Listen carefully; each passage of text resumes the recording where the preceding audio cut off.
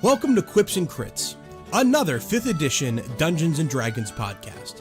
In today's show, you will hear variant rules such as honor and madness checks, playable NPCs, proficiency dice, and brutal critical fails. Our talented cast of players are Sarah playing Tribute the Tiefling Paladin. I don't know what color Tribute blushes because she's already pink. That was definitely happening when she left Saywood's office. Katie playing Talos the Half-Orc Cleric. Talos is actually kind of afraid of ghosts. Thank God he's a cleric and can turn undead. Ransford playing Breeze the Tabaxi Bard. You went for a swim? Yes. How'd it go? That's not the point. I'm sorry. Alex playing Nikos the Eladrin Warlock. Brace myself a bit, and I just lean over and I just let it go out. It's just like, ugh! I'm gonna have to do that again sometime. Emily playing Cass the Half-Elf Fighter. Well, since I have heroism, I feel like I'm not really thinking about beating a child. And Courtney playing Adela the Water Genasi Druid. Don't quite care, I guess. I'm Adela. I'm Dan the DM. That was just straight rum. I mean, I enjoy it, but I was not prepared for that to just be a mouthful of rum. Let's get back to the game. And when you wake up, you see that Listel is resting comfortably, but both Tribute and Adela are not around. You are greeted by Namor Payne, insists you to come to the base of the temple. Alright. Don't sound too excited. My shoulder still hurts. Is there Quite a bit. anything I could do for that? Here, just pull it. Put it back inside. Go ahead and give me a medicine check. Okay. It's still slightly out of socket. It's one of my proficiencies. Alright. That is a 24. A 24? Yep. I rolled a 19. So. Breeze extends his arm, and you see that he's kind of not he's just lifting with his bicep and his forearm. You see he's not putting a lot into his shoulder. And you just kind of look, and when he extends it for you to examine it, you just kind of recognize it. So you grab his wrist, you push up on his elbow. Oh boy, does this hurt. And you're not entirely ready for what's coming next. And that Talos just kind of pushes it straight back to an angle and then lifts it above your head, and there is this noise. And it is just immeasurable pain. And then relief. Thanks. You're welcome. Okay. Glad you're feeling better. All right. So we're about to do this this challenge with Friskey, and Nikos was there, but I'm not sure how much he heard. But there's a possibility. Was that in common? No. It was not in common. So I was just gonna say I don't speak. Oh yeah, I forgot you don't. So there's a possibility that Friskey has to die to become Meowlo. Oh. So be ready for that. Is Friskey aware of that? No, I highly doubt it. So I'm gonna have to explain that to him, and it's gonna have to be his decision. That's completely fair. And I'm also pretty sure that I may have insulted Namor Payne a little bit.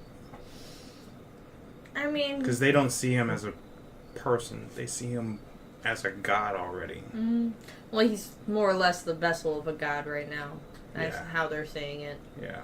Yeah. I mean, this is your culture. Guess you just have to respect it. Yeah. I guess that's what I have to do. I'm doing my best to respect it, even though I highly disagree with eating fairies. Do you see how fabulous I am? And he's gonna do a twirl. But at what sunlight. cost? It's gonna glint off his fur. Sparkle, sparkle. I mean, that fairy was kind of a piece of shit.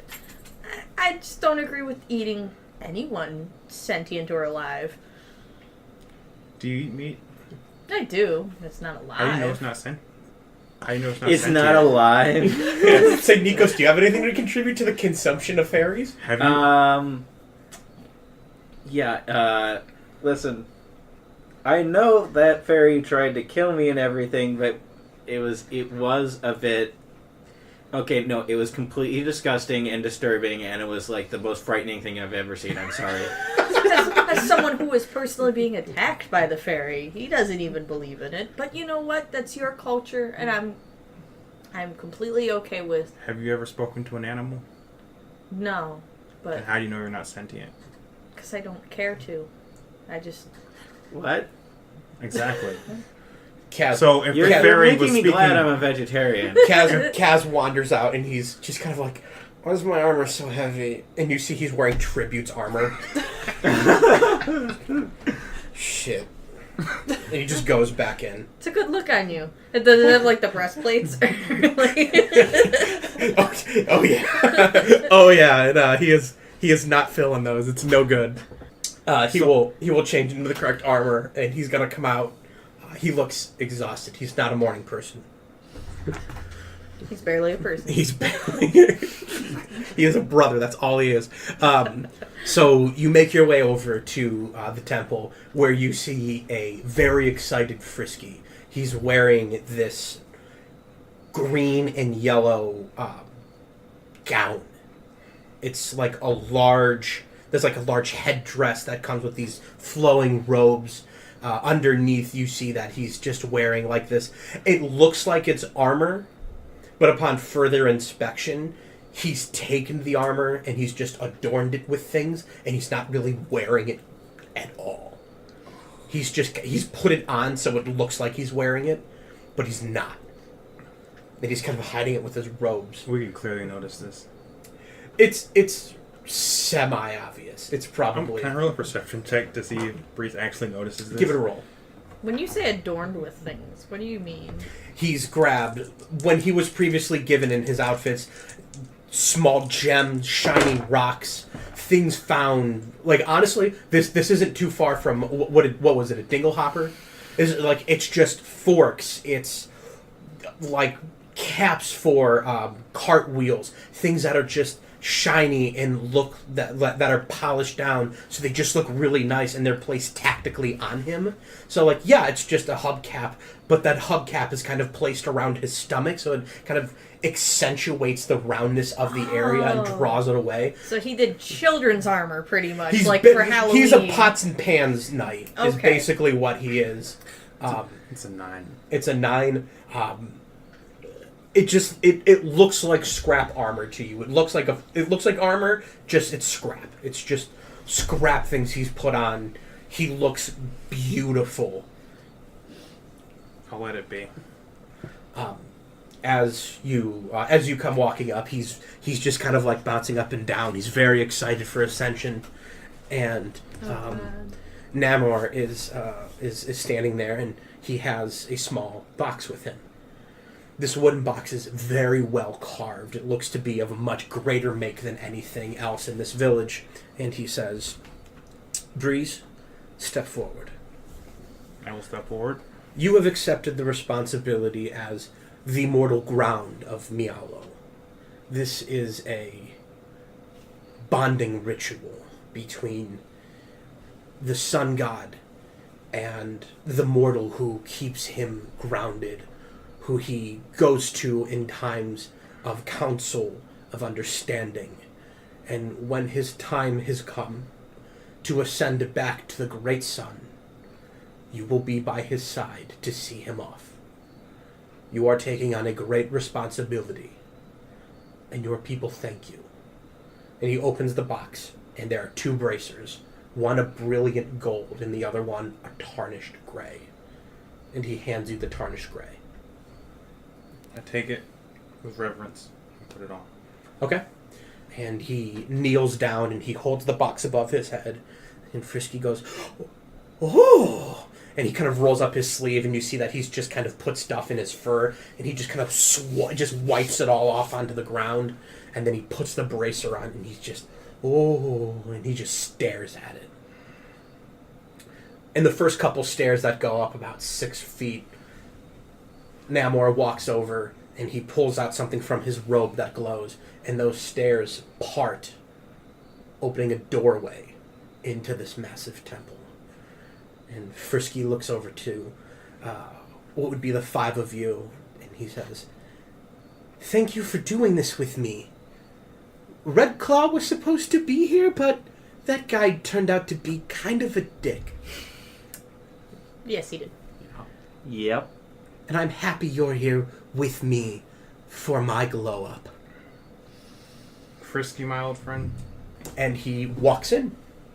We'll follow. Just I'm out. Yeah, psych him out. He used the word glow up. As we walk in, I'm gonna turn and give Now More Pain a look. Turn around. Is it catch these hands kind of look? Or... He No. actually, when you give him the look, he bows in reverence to what you're doing. Okay. All right, give me your minis. So you walk into this smaller room. As you do, you see that the inside is laid bricks, the exact kind of sand that you had seen on the outside of it. And it seems to carry on the interior.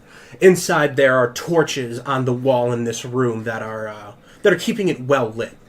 As you look around, the walls are smooth and the ground seems to be dusty, but not underkept. As you look towards the north wall, you see that there are four carvings depicting a tabaxi. The first one you see looks like a very small, young, nearly a baby. The one next to it looks to be more childlike. This child is short, about the size of the kid that Cass sent into next week, but he's very round, very rotund. Beside that, there is more of a middle kind of a teenage, just between adult and child, and you see that that's still a bit round, a bit more round, but there's a leanness to it that kind of insinuates there has been a lot of exercise, a lot of survival, but there's still kind of a natural plumpness to it. And to the side of that teenage one, there is an adult, one that towers over the other, a almost cat-like Adonis holding a sun above its head. Also in the room, you see that there is a large, heavy-looking, perfectly smooth, sanded orb made of stone. Around it, there appears to be kind of a carved-out ground like a track. And to the northwest, you see here is a portcullis, which are the heavy metal rounded bars with flat bar in between that you could see through, things could go through, but it's dug into the ground and extremely hard to lift up. What do you want to do?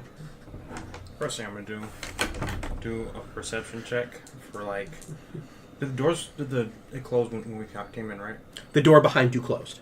Okay, I don't need to check. I'm gonna talk to Friskey, and Okay. I'm gonna say, "What do you know about what we're about to do?"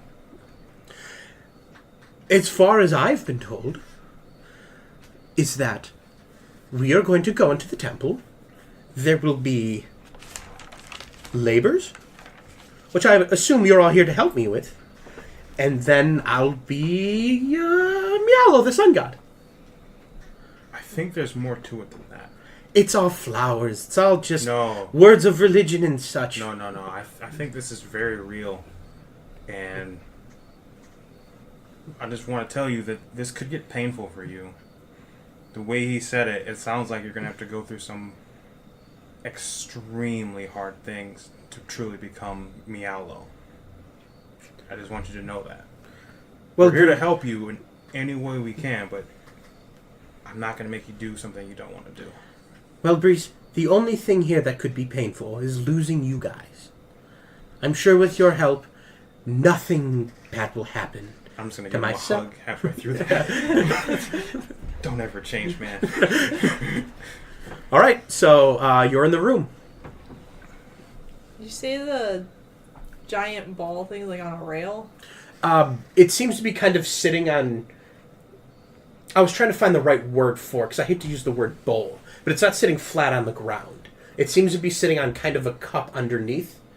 Okay. Something akin to like a pedestal. Yes, but I didn't want to use pedestal to imply that it's up. Whatever it is on the ground, and it's sitting cupped in it. How big is it? Like a depression. Yes, yeah, like a depression would be a good word for it. It sits in kind of a bowl in the ground. The size of it, it's probably about 4 feet tall. Can I do a perception check to see if it feels solid? Go ahead and give it a roll. Looking at it, it looks immensely heavy. 5. You walk up and you kind of slap your hand on it. Feels solid to you. I'm going to examine it with my Eldritch sight, see if it's magical. Give it a roll. I'm sorry, you don't need to roll for that, my mistake. You look at it and there appears to be no magical aura about it. All right. I guess I'll check the Ransford, portals. you're in charge of the actions of Friskey in the same way that Emily's in charge of the actions of Kaz. So when you're kind of thinking about stuff that Breeze would do, maybe run it past something Friskey would want. My first thought is, being this the trial of the sun god, we're supposed to like light it. It might be coded. This is your first look. Go ahead and roll me an investigation. That'll be 11. Okay. It does not appear to be coded in anything. Okay. So, looking at the murals, and then the adulthood is holding the sun above it. The adult one is holding the sun above his head, right? Correct. So if we're taking the adult one as being, this is Meowlo in his prime, I think we're supposed to have Friskey carry it to the end of the dungeon. Oh. Oh. What would you like Friskey to do? Well, first, just gonna try to lift it. Okay. Roll him an athletics check. Okay. Oh no. Yeah. If he looks like he's gonna drop it, can I try to like... I don't think it's gonna even get it up. Okay. 16. 16? Yeah. He walks over and kind of looks back and forth at everybody, and he leans down. The back of his robe kind of pulls up to reveal his lower back. He tries to get his claws underneath of it. And While he's doing that, Breeze is gonna try to help too. All in all, he is unable to lift it. It does not. It does not look like this thing could be lifted up. But because both you and him are there, roll me 2 investigations.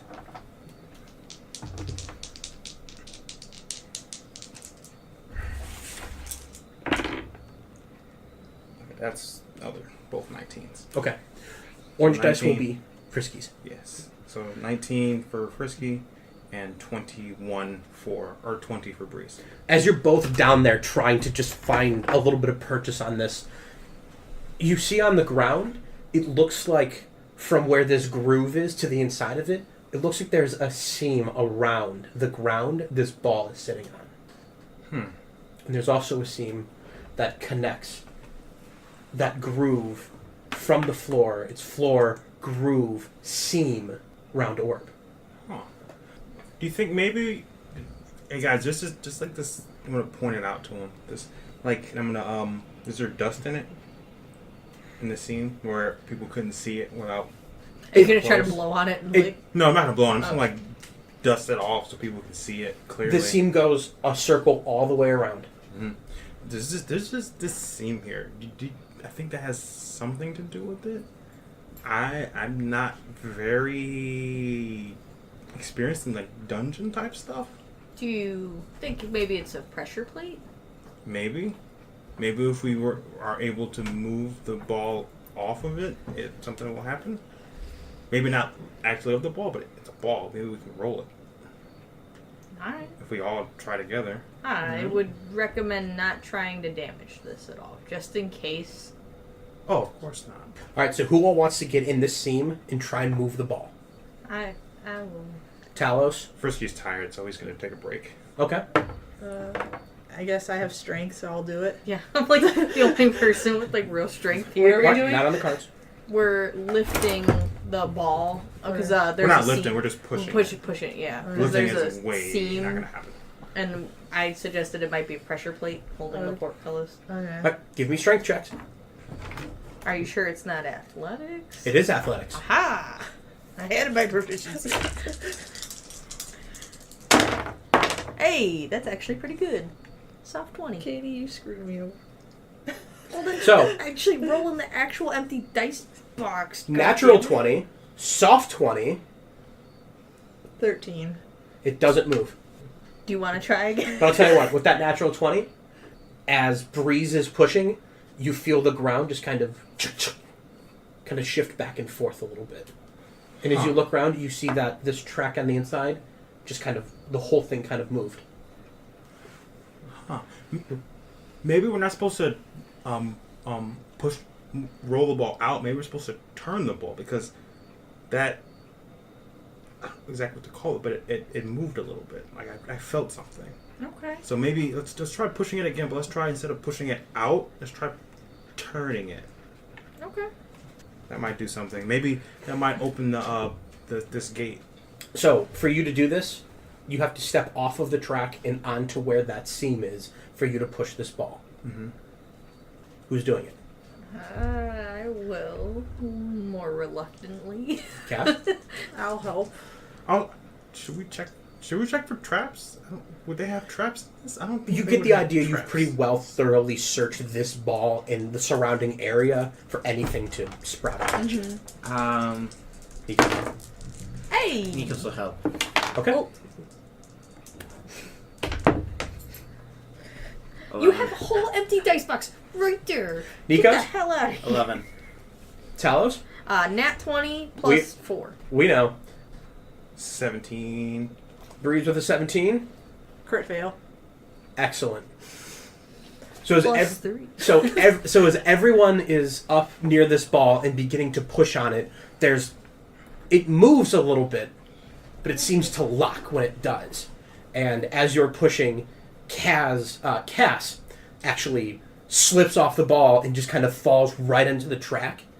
And as you do, the track pushes down and the ball begins to rotate. But at the bottom of your bounce, it locks again.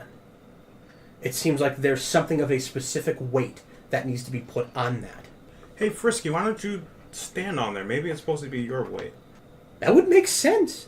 As you push the ball with relative ease, Friskey rotates the globe. Oh. And as he rotates, the portcullis raises. Man, that only took an hour. And then, does it lock? To the top? At Does Friskey one point, just it reaches the top and click, it does lock. So, Good job, Friskey. High five. I forgot Sarah's not here to keep track of nat 20s and crit fails. So that was 1 for you and 2 on E20. Alright, anybody else? Okay.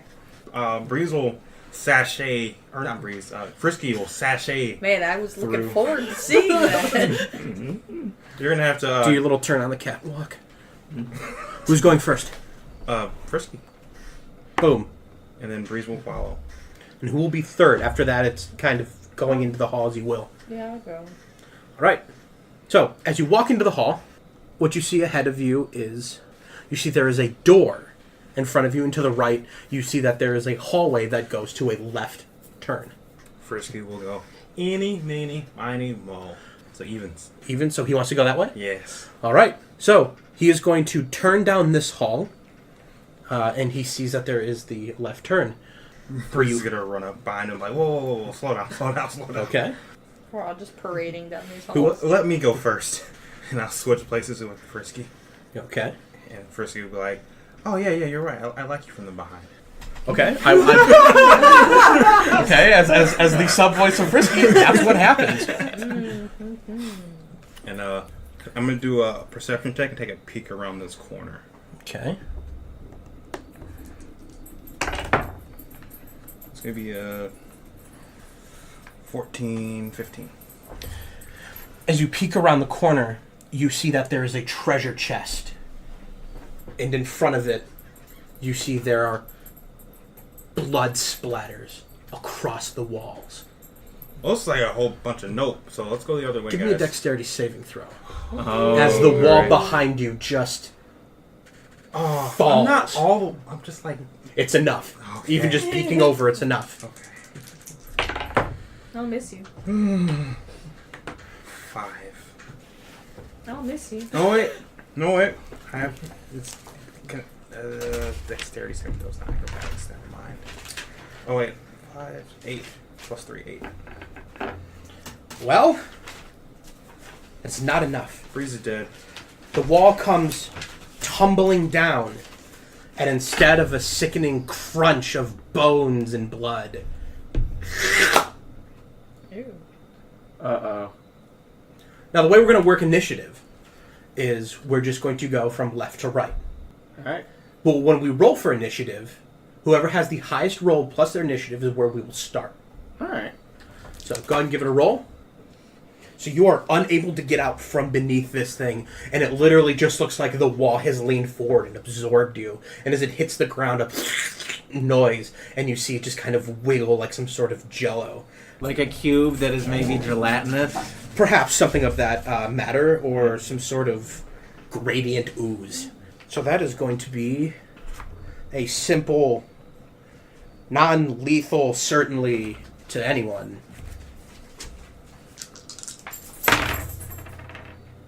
You had to say it before you rolled. Oh my I'm gonna goodness. miss 16 points of damage. I have 2 hit points left. As this thing falls on you, splats, and just kind of drops around you. Oh, that's gonna do terrible things to his fur. Oh, great. What kind of armor do you wear? Light armor. Light armor? What armor specifically? I believe it's... Is it leather? Leather. Is it leather? Yes. What kind of weapon do you use? I have a rapier, a dagger, and 2 pistols. All of those are now a -1 item until they're repaired. Oh. Because they're gooed up.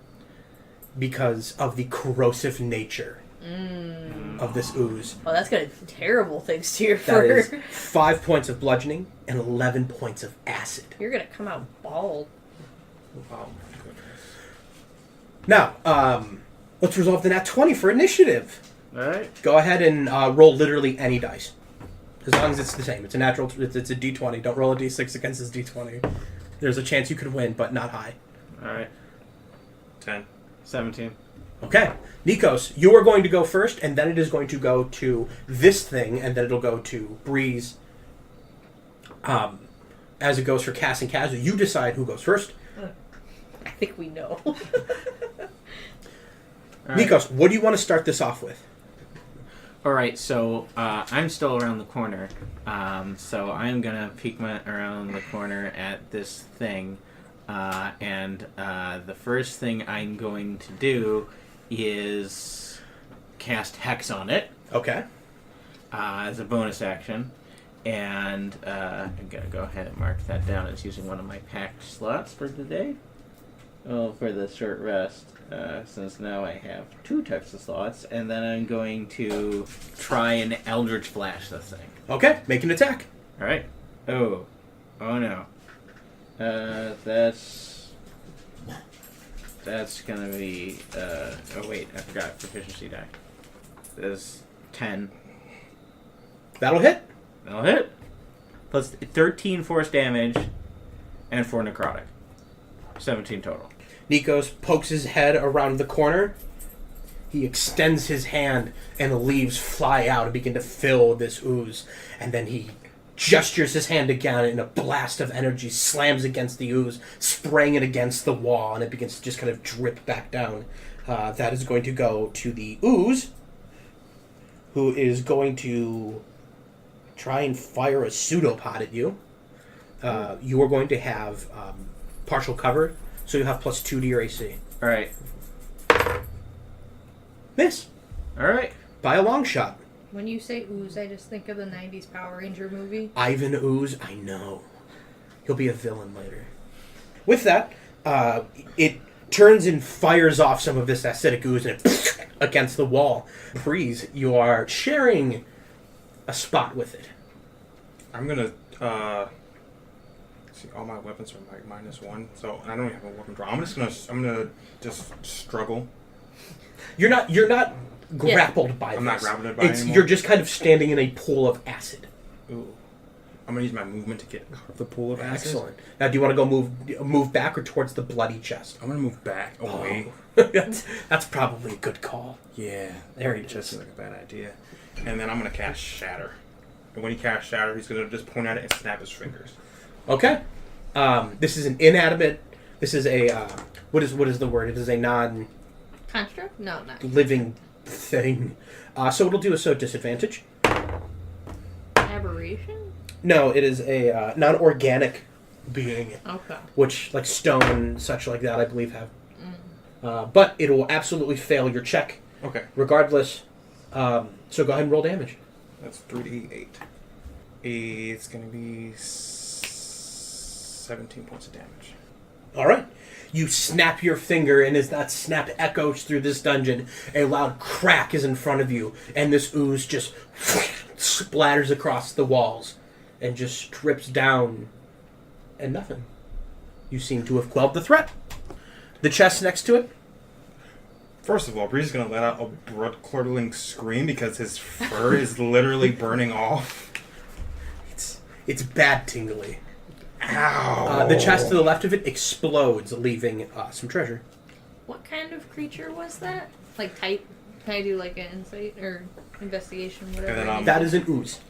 It is very apparent. There is no mistaking that is an ooze. Well, I meant like fey, fiend. It is that. No, that is what it is. It's okay. Was it class. sorry. That's fine. Yeah, these can get funny. Yeah, this is classified as an ooze. Okay, I was just checking because I have protection against good and evil. That's not in there. No. Can I have some healing? Sure. And then we're going to go check out this treasure. I'm going to do a perception check on this treasure. Well, we're going to say that you have to kind of pay attention to that healing. Okay. Does anyone else want to go and check out the treasure chest that exploded because Less of the than spell? half, right? I'm at 2. Okay. Nikos? Cass?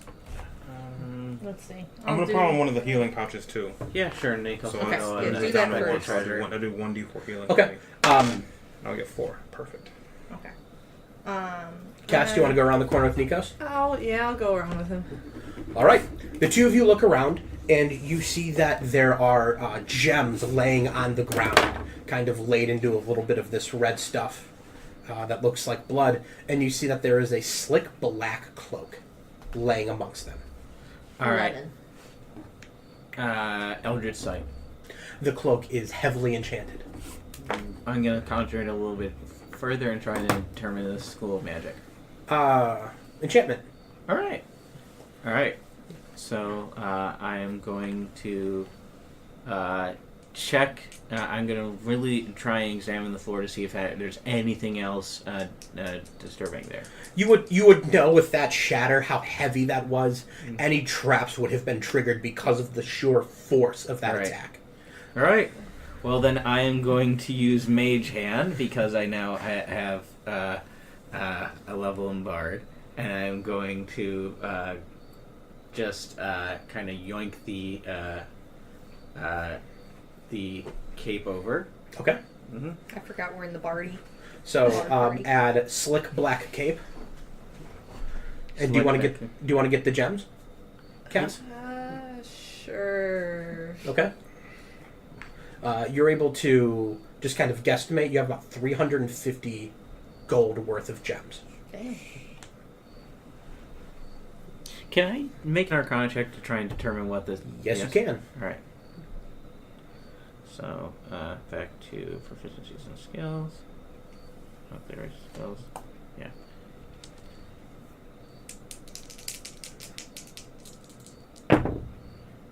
Ooh, that's not good. This is the 6. It feels kind of leathery and wet, but you can't really glean much more from that. Leathery and wet. You might have a cloak of infinite moistness. A cloak of infinite moistness. It'll always feel like it's just slightly wet. Your assumption. Okay. Man, what a gross item. Yeah. It's not cool when you put it on. It's humid. I just like to think you're like talking to someone, they get close and they see that, and then they're like, "Ooh." Oh, how is he sweating that much? A cloak of sweating. That's the cloak of how Dan feels during the summer. Okay. And I'll just stow that away for now, and we'll figure it out later. I gotta say, I'm pretty much there with you with the hot flashes. Yeah. Yeah. Wait a minute. I'm like, is this what Dan feels like? Welcome to my personal hell. Because literally when I came in, I was like, oh, it's hot. 10 seconds later, I was like, oh, it's cold. I can't make it. I never come back around to cold. It's always just hot. Well, because like once I get sweaty enough, then it's like, the sweat is making me cold now. All right. Pregnancy's fun. You should try No. No. Even if I could, no. Right. So, you have a door ahead of you now. This is going to kind of put de facto Talos is the leader. I'm gonna make sure Friskey stays behind me because it was pure freaking luck that wasn't Friskey in the Jello. Indeed. Yeah. How are you on health now? I'm good. You're good. Okay. 17. I just want to check. I did cast Cure Wounds while you guys were talking. All right. We're going to investigate further. All right. You come up and you find that there is a heavy wooden door. Alright. I don't know why my first thought was to knock on it. And I was like, I don't think that's... Knock on it, see what happens. Yeah, sure. I mean, if anything didn't know you were in this dungeon, that shatter alerted them. That's fair. Right. You knock on the door. Yeah, I'm being polite. Nothing happens. Alright. Yeah, you know. I'm going to try to open it. There's a voice that goes, "Thanks for being polite." The door opens. Alright. So as some of you come into this room, the first three at very least, not making too much of your way in, you see that this room is also fairly well lit. The walls and the ceilings are artistically carved, and what you see in front of you is a odd stone replica of the Tabaxi village that was just outside. It doesn't seem to be precise, but it is inhabited by stone Tabaxi. They seem to be walking about their days, carrying food, children are playing. Wait, are they mobile or are they Are they moving? Perfectly still. They're statues. All right, good. I was a bit freaked out there. Perfectly And still how stone statues. small is it? This or is is it- life size. Oh, okay. The room itself isn't too great. This appears to be some sort of diorama Okay. of a Tabaxi village. To the north, you see there is another door. I want to make small talk with Friskey real quick and go, do you think that these torches are always lit, or you think they just send some schmuck in here to light all the torches before we come in, and we're just going to find bodies everywhere? Roll an investigation for Friskey.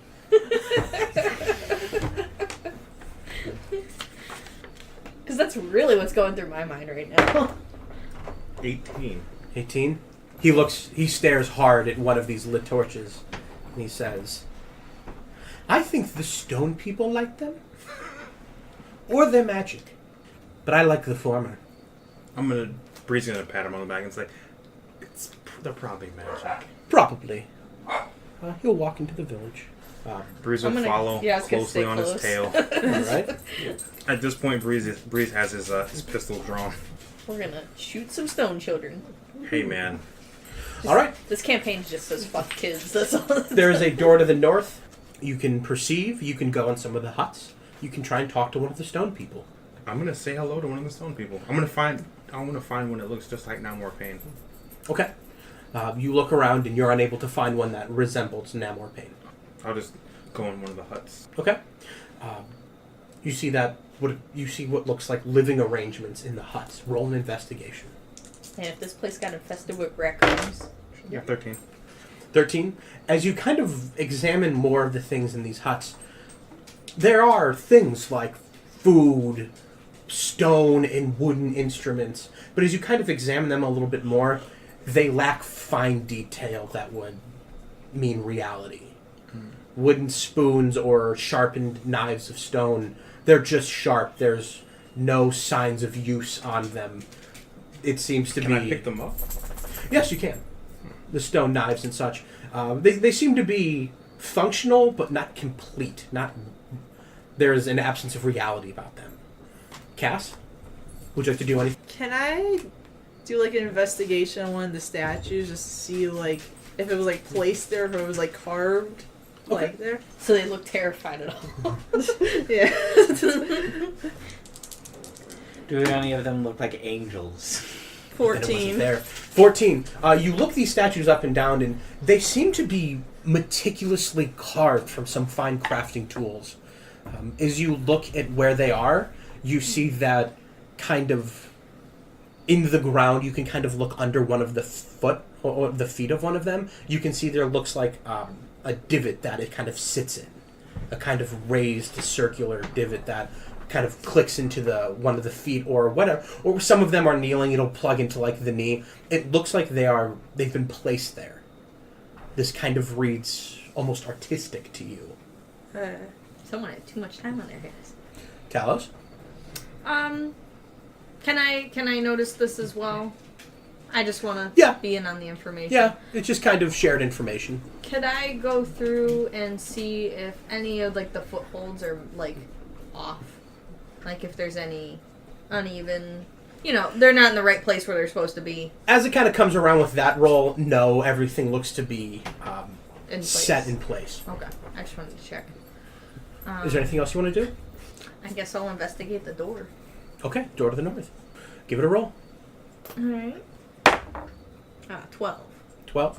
Yes, I need to get that out of there.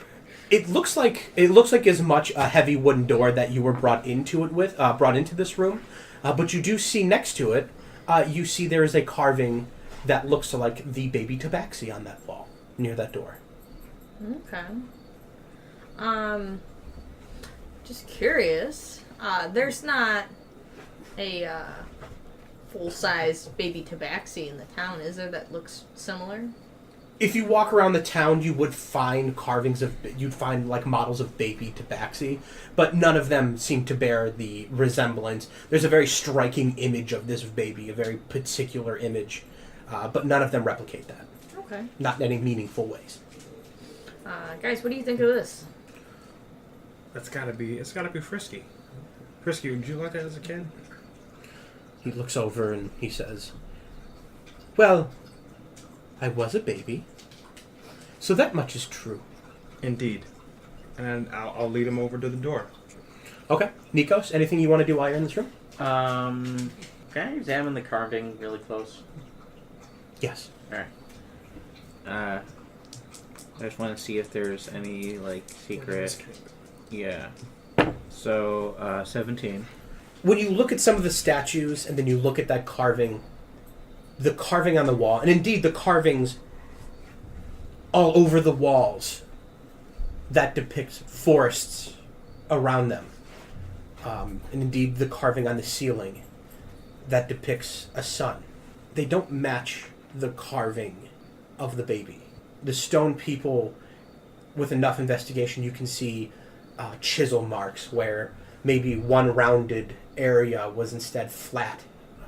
Errant chisel is left. The carving on the walls almost looked to be natural. Like the wall in the stone was formed that way. Go ahead and just... Someone, only one, have Kaz do it. Have Kaz just roll me a perception check. Remember, if he's not proficient with it, he gets half of his proficiency, so he gets +1. Okay. I have good perception, too. Oh, he's proficient. Okay, that is 9. Okay. He looks around and he seems to be pretty well amused with this room. So, who will be first to breach this door? I'll keep going first until something bad happens. Friskey's just gonna walk up and touch the picture on the wall and be like, "Wow, it's really pretty." All right. The door is unlocked. I had a feeling it was going to be. Breeze Oh, go ahead. will continue to have his pistol out. As you begin to funnel into this... Oh, Jesus Christ. I didn't look at it again. As you begin to funnel into this new part, you see that this is just as similar, but on a larger scale. It appears to be that same Tabaxi village, with similar Tabaxi stone people. But instead of going about their daily lives, you see that they are being harried by strange figures. So as you look, the solid green are these strange figures, and the gray are the Tabaxi. And instead of seeing these stone huts, these houses, you see them, but they are depicted with burning flames. Oh. Cauldrons are knocked over. Tabaxi men, women, and children are being slaughtered before you. Beautiful, intricate carvings of these strange, lanky, gaunt-faced figures driving scimitars into the bodies of these tabaxis. It is a massacre. And as you look around the walls, the forest that you had seen on the walls of the previous are burning. And as you look above you to where that sun was before, you don't see the sun. In fact, the light of this room is seemingly dim. But what you do see in the sky is so alien to you, you can nearly not understand it. Floating pirate ships. Oh. That's definitely a turn. Yeah, that's where we want to be in the massacre. Perhaps maybe not in there. But you all together. So, what do you want to do? I'm gonna say we should probably go into stealth. Yeah, hide from the things we're surrounded by. Go ahead and roll stealth for Breeze. And for Friskey. Okay. So you'll grab Friskey and you'll move towards one of the depictions of the burning homes. You look on the inside and there's a gruesome depiction on the inside. Did he like carve the flames too, or whoever Yes. carved this? Friskey's gonna be like horrified by this. Oh yeah, he's seen violence, but this is a very different kind of violence. 15 for Friskey. Okay. And 23 for Breeze. Nikos, what do you want to do while you're in this room? I'm going to try and identify what the figures are supposed to be. Go ahead and roll an Arcana or a History. I'm proficient in either. I'll go with history.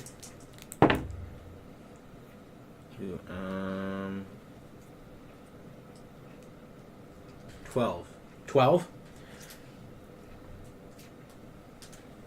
You have heard of creatures that a lot of people mistaken for when they've ever been seen. A lot of people mistake them for kind of some sort of mixed breed between orcs and hobgoblins. Just from the way they look. As you look up and you see floating pirate ships, that rings a bell in the back of your mind, but you can't bring it to the forefront. Talos? Being a sailor and part orc myself, would I be able to recognize either the creatures or what's going on with the pirate ships? Roll me a history. Alright. Not my best. Oh, God. Kaz will want a shot at this. 6. Go ahead and have him roll. 6? Mm-hmm. This seems very fantastic to you, seemingly beyond any reality. Stories, haunted ships that take to the air and fire down, but those are mostly ghosts, as you understand. The crit failed. You said the key word. I want you to know. Kaz is just kind of standing in horror looking at this carved massacre. Kaz? I kind of want to look at the creatures, like the actual statues, and see like if they're movable, like if they're also like in place. And I also have my shield out just in case. Okay. All right. Go ahead and roll an investigation.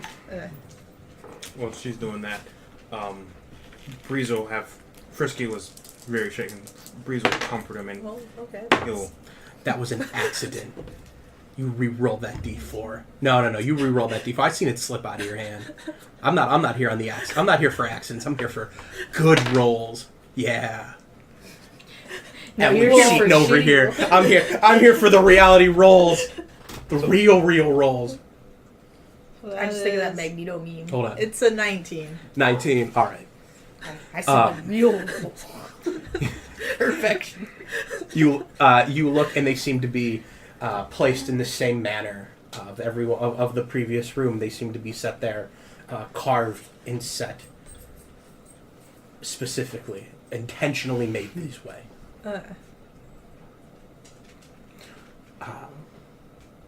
So Friskey will get a hold. Breeze will help Friskey get a hold of himself.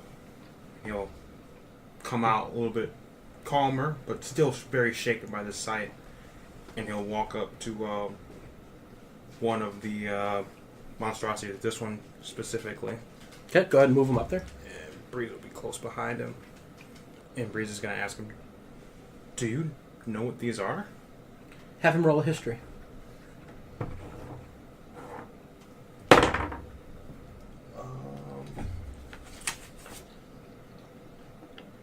12.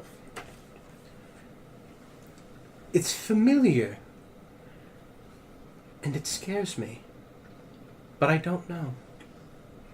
It's familiar. Try thinking harder.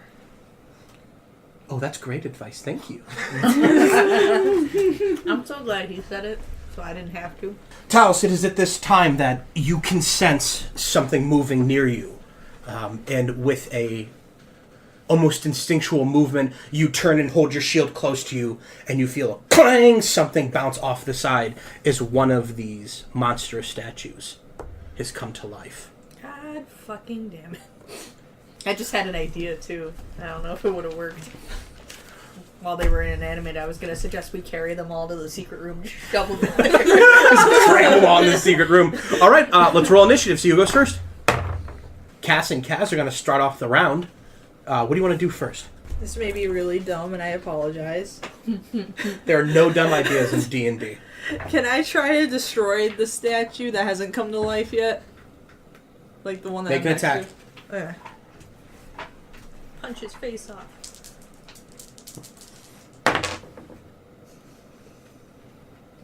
That is 12.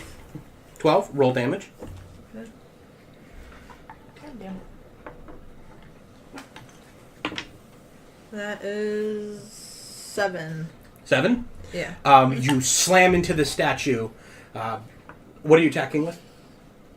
Oh, I guess my longsword. Shield up, shield down. Shield up. Okay. You slam into the statue, and a good majority of it breaks apart. Get fucked, statue. That is going to go to... do you have bonus action? Anything else you want to do? No. Yeah, Cass is done. Kaz?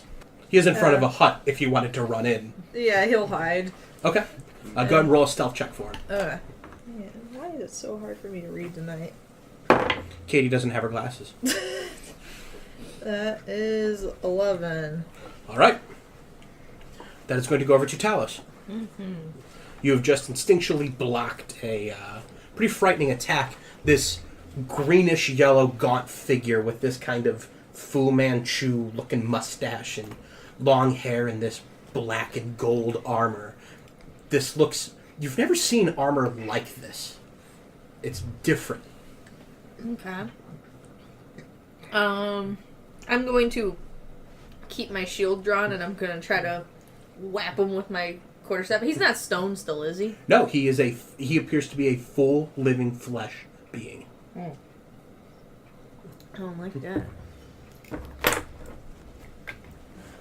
Alright, I'm going to make an attack. I almost didn't add proficiency. That would have been dumb. Alright. That is 15. Miss. He's able to quickly parry with one of his blades. Well, I don't like that. Anything else on your turn? Would it be possible for me to tell if he's undead? Roll me an investigation. Okay. 3. Looks alive to you. Man. Alright. I can cast my spiritual weapon as a bonus action. Alright. Throw that on the board. Alright, I got a D4. I'll place it there for you. Oh, okay, cool. We'll place it right above this tabaxi as it just floats above. Okay. And you can make an attack with it this turn. Sweet. Alright. Still not great. That would be 13. That'll miss. Yeah, I figured. Alright, Nikos. I'm gonna look this thing, and it appears to be in flesh and blood now, right? Yes. I am going to cast Dissonant Whispers on it. Alright, what does it need? It fails. Alright. Yeah, it was, hang on a second. I have to double check. Dissonant Whispers. Looking at 3d6 Psychic.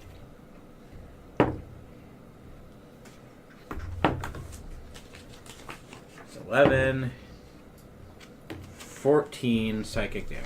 As And you, it's compelled to run away from me as fast as it can, as quickly as possible. excellent.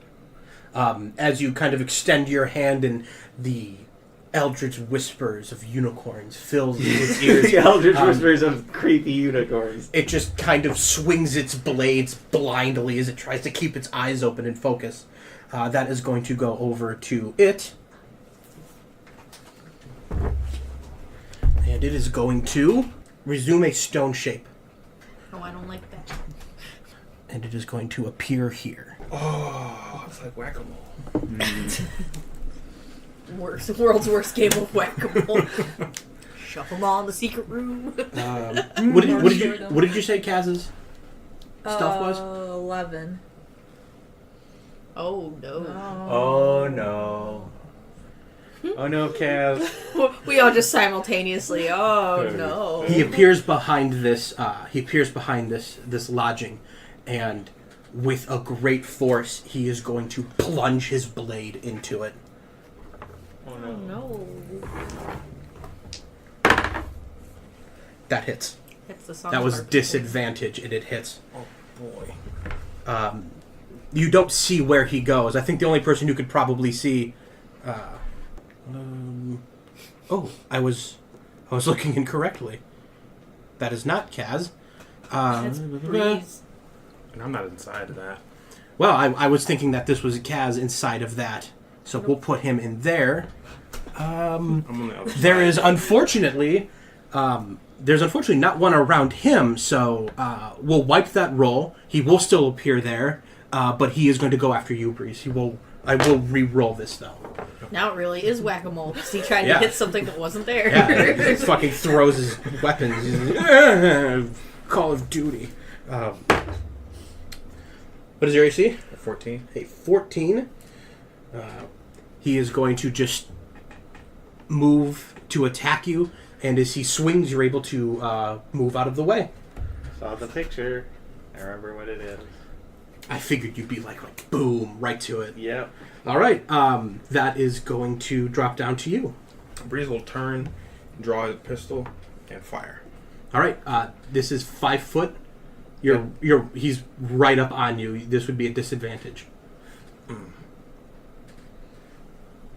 Breeze will think better of that. He'll draw his rapier and attack. Okay, remember that's a -1. Oh boy. That ooze really fucked you. Yeah. Imagine if it was Cass running in there with her metal armor. Natural 20. Yeah. Roll damage. Hey. Let's mark Then that shit. -1 from the damage. What, a D8? Yep, 2d8 plus dex. 8. Nice. 7. Nice. So 8, 7 plus dex plus 3. 18. -1. 17. Yes. I forgot to mark your crit fail earlier. Oh yeah. Did anybody else fail since then? I got another doing nat 20, terrible just with so you this. know. Kaz did. Oh, okay. You have more than one? Yeah. Okay. Damn. All right. As he slices past you, you're able to just kind of duck out of the way, and with almost fluid, you grab your rapier out and you push it right into him. And that hurts. You push it right through. When you pull it out, you see blood run down your dagger, run down your rapier, and then it turns to stone. The blood? The blood. Oh. And that is going to go over to Cass. This dungeon just said. Oh, "Get- Frisky. Yeah, that's right. Yeah. fucked, Rick." Forgive me, Frisky.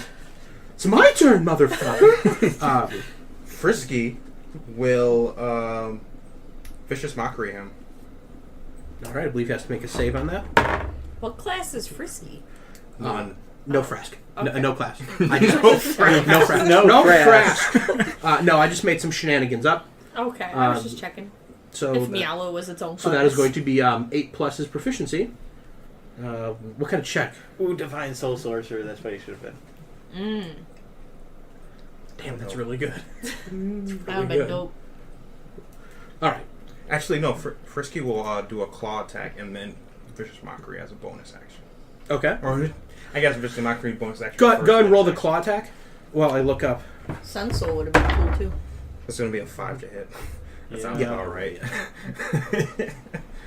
So that'll miss, right? Yes. Yeah. And then he'll vicious mockery him. Wisdom. He's gonna beat it. So it's not gonna work? Nope. Alright, so first he will do jack shit. Okay. He will assume the breeze roll. That is going to go over to Cass. Yeah. I'm gonna come to this statue and break this one, or try to break it. Okay. Roll a d20. Roll to hit. Oh, yeah. Looks cocked to me. Now it's not. Hey, she has 2 nat 1s on here. Let me put a nat 20. You destroy it. You told her to roll in the dice box. She You destroy did. it. She's rolling in the cup holders. Well, I already yelled at her. Rolling in the cup holders. Impressively still failing to roll in the box. But you are able to just destroy that. Okay. Kaz is hiding. Yeah. Anything else? No, I think that's it for now. All right. Talos? I'm going to attack the stone statue that's in front of me. Roll to attack. Let's see if me and my spiritual weapon miss again. We'll find out. Okay, that one's much better. That one is soft 20. Okay. This will be your quarterstaff. Roll damage. Yes. 2. 2. Yep. You bang on this one and one of the ears breaks off. Alright, my spiritual weapon is also going to attack. All right. Because my spiritual weapon's a better fighter than I am. Yeah, definitely better. 23. That'll hit. Go ahead and roll damage. Yep. That'll be a d8 plus your wisdom. Mm-hmm. Which, as I said, like, way better. Alright, that is 9 damage. What does your spiritual weapon become when you summon it? Sailor Moon's wand. So Sailor Moon's wand just kind of comes down and just slams down on the head of this thing, and it just crumples down. Yeah, see, I told you my wand is a better fighter than I am. All right, Nikos. All right. So this thing is still in flesh form. Yes. All right. I'm going to turn around and Eldritch Blast it, and I'm also, as a bardic bonus action, going to give bardic inspiration to Kaz on Cass? her. Cass. Thank you. Sorry. Yeah, Cass is gonna be there going, I'm inspired, as he pulls a stone blanket over his head. To Cass as she goes on her rampage, destroying all the other statues so that we can limit this guy's movements. So, here we go. I need a proficiency die. I need to remember that. There we go. That's a 24? That'll hit. All right. Maybe it's reversed now. New campaign, new rules. Maybe it's just for Alex, because Maybe I was it's just looking for Alex. earlier. Fuck them. All right. So 4 force damage. Okay. So the problem with D10s is that you get a lot of damage on them, but they're very swingy. All right. Anything else on your turn? Movement? I'm gonna stay right where I am for now. All right. I'm in a good spot. He is going to disappear, reappear here, to which he will move here and try and attack Cass. No, he done fucked up. He done goofed. He walked into Cass's range.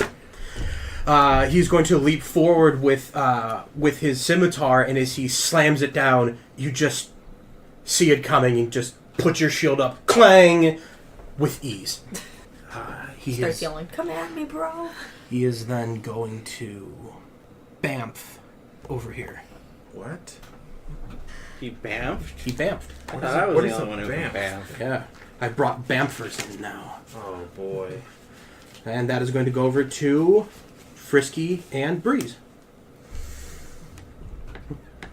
I'm gonna I'm gonna attack the statue that he just was before Okay. With what? with my rapier again. All right. 18 to hit. That'll hit. Don't even got to roll it. Destroy it. No, you got to roll damage. You don't got to Oh. roll the proficiency. Oh, okay. Yeah, these things. I give these things an automatic 8. 7. All right, it Plus breaks. 6. I give him automatic 8, but I want you to roll just to see if you get a 1. Okay. That statue comes to life and decks you. All right, so with your action, you're able to break down that statue. Bonus action? I will give Friskey a bardic inspiration. I love these sweet songs. What will he do? Friskey is Friskey is going to viciously mock. No, he's gonna dissonant whispers this guy. He's gonna dissonant whispers him. All right. Fail. So that's what? Done. Dice is what that is. What is dissonant whispers damage? 3d6 at a level psychic. 2. At level 2? No, that should be Level level 2 one. slot. level 1. Yeah. Is it still 3d6? 3d6 psychic. Yep. Every time someone says dissonant whispers, I get careless whispers stuck in my head. That's 9. I just thought it was worth that shit. 12. All right. As Friskey, what are the whispers from Friskey? Never be fabulous. You'll never be fabulous like me. See, that's pretty close to careless whisper. And he just kind of like again, he's just like with one hand he's holding his head and the other he's just swinging the scimitar, and you hear him grunt something like, "This was fashionable." This is going to go over to Cass. Wait. As a bonus action, he will vicious mock. Throw my pencil at you. What do you think of that? Fucking done. That'll do one more. Roll d4. Soon the DM will have no dice to it. Again? Yeah. Okay. Hey, do you want some dice for me? No. No, If my dice fail me, it's my problem. I was going to give you KG's That's dice. 2 anyway. ones. And then for his vicious mock, he'll say, "Even Breeze is more fabulous than you." Even Breeze is more beautiful than you. As he gestures to me with like half my fur burned off. That causes him to just kind of hold his head, and his body turns to stone. There's a D6 over by you. Oh, wait. Is he turning stone there? No, he's. I guess. Okay. Yeah. As you are all ready, he does not reinstantiate himself. It appears you have defeated him. I think we should fuck these statues up anyway. Yeah. You can To go the secret room! Fast forward, you've dragged them to the secret room. You've all taken an amount of damage. Nothing happens. You're able to destroy the rest of these strange-looking statues, leaving only pretty wounded Tabaxi. Yeah, I'm going to dismiss my spiritual weapon. And then Friskey and Breeze will walk towards the door. Okay. So do the statues of the Tabaxi still look terrified, like they're being attacked? Yes, they're carved as such. The only doors you see are these 2 doors to the right. Okay. So we'll walk Yeah, towards that's fine. this door right here. And we The will check for that just goes up. That's all. Exit. There's the door. There's the forward up door and the bottom door. Oh, we'll also say, Breeze will say, Cass, you can come out now. He comes out and he says, good game, everyone. Good job. Goes around shaking everyone's hand. We all did it. We're a great team. We earned this victory. All right. Door to the top, door to the bottom. It looks like Breeze and Friskey have chosen the door to the top. And we will investigate the door together. Okay. Kaz, Talos, Nikos, what would you like to do while they investigate this door? Sinister door. Friskey finds something. It's 21 for Friskey and for Breeze. Friskey finds that the door's open. Anyone else? Knowing that there was a secret room in the other place, can I just... Roll a perception. would have done it anyway. Just saying. That's fine. That is 21. You fucking destroyed it. Find a secret door to the north. That's why I only make wisdom checks, because that's the only thing I'm good at. Looking over by by this door, Friskey is able to find that there is another carved image of a child, of a more rounded child, that which you had seen in the first room. It appears he is by this door, and the door to the south of that one. But Talos is able to find a secret door. Ooh. There's another secret door. Cool. I'm gonna ask Friskey again. These scenes seem to be like maybe memories of previous sun gods. Is this jogging anything for you? Everything I've been seeing here it's new and it's horrifying. though it doesn't feel entirely unfamiliar. I am seeing it for the first time, I promise you, but seeing it just reminds me it's here. But not that I knew it was. Can Nikos just be like puzzling the entire mystery of what these things were for a while, and just like, I'm hoping he gives like a the last minute. Just give me an intelligence, straight intelligence. Straight intelligence. All right. 13. Add religion. Add religion. I'm not proficient. So it's just a 13? It's just a 13. Okay. So you recall from previous conversations that Miala was supposed to be reincarnated. All right. But So I'm trying to puzzle out what these things were. Oh, I'm sorry. What these creatures were? Yeah, I've just been like that's been stuck in my head. Okay. I'll tell you what. Do you have proficiency in history? I do. Okay. Roll that. This check will be. Is that 13? 14. 14. Having seen one more in real life, having seen the armor, having seen these things, the term Githyanki comes to mind. I just was like, Githyanki! That's what they were. I think. What's a Githyanki? They come down in ships. They travel between planes, and they conquer and fight and Interdimensional sky pirates? pretty much. Is that what you're saying? Pretty much. Man. So, international sky pirates fight the Tabaxi. They fight everybody, but yeah, it looks like they fought the Tabaxi at some point. Kaz pipes up and goes, I don't think they were fighting the Tabaxi. The Tabaxi don't appear to be fighting. Just being massacred. Excellent observation, Kaz. I just wanted to make sure we all... No, sorry. Let's go check out that secret door. Breeze will walk over to the secret door and be like, but this door's already open. But this one's open and there's a depiction. All right. Who wants to go through the secret door? Open it, Yeah, Nikos is gonna point out. He's gonna be like, he's gonna point out. He's gonna be like, last time we went through the door with the door that we were supposed to go through was a door that had the depiction near it. Now we've got a depiction near two doors. So one of them is probably the right way to go. The secret door, I'm a bit worried is just going to be another dead end. Yeah, rather a dead end than whatever the hell we just encountered. Kaz pipes up. Or a trap. Yeah. But this is also, we're supposed to be exploring this place. I feel like that's the right thing to do. If we find something that can be useful to keeping Friskey safe, it would be worth it. Yep. That's my thought. All right. And Friskey would be like, but Friskey is safe now. Friskey is safe with Breeze and friends. It was a mistake to eat all that chocolate. She's hyper now. She's going into hyperdrive. She's gonna bust out of my stomach, alien style. Scary. Please don't. please do not confirm what I have thought of pregnancy this whole time. I'm trying to keep her at bay. As you look straight down, it's not terribly lit, but you do have dark vision, correct? Yes. Right, because you're one of those parties.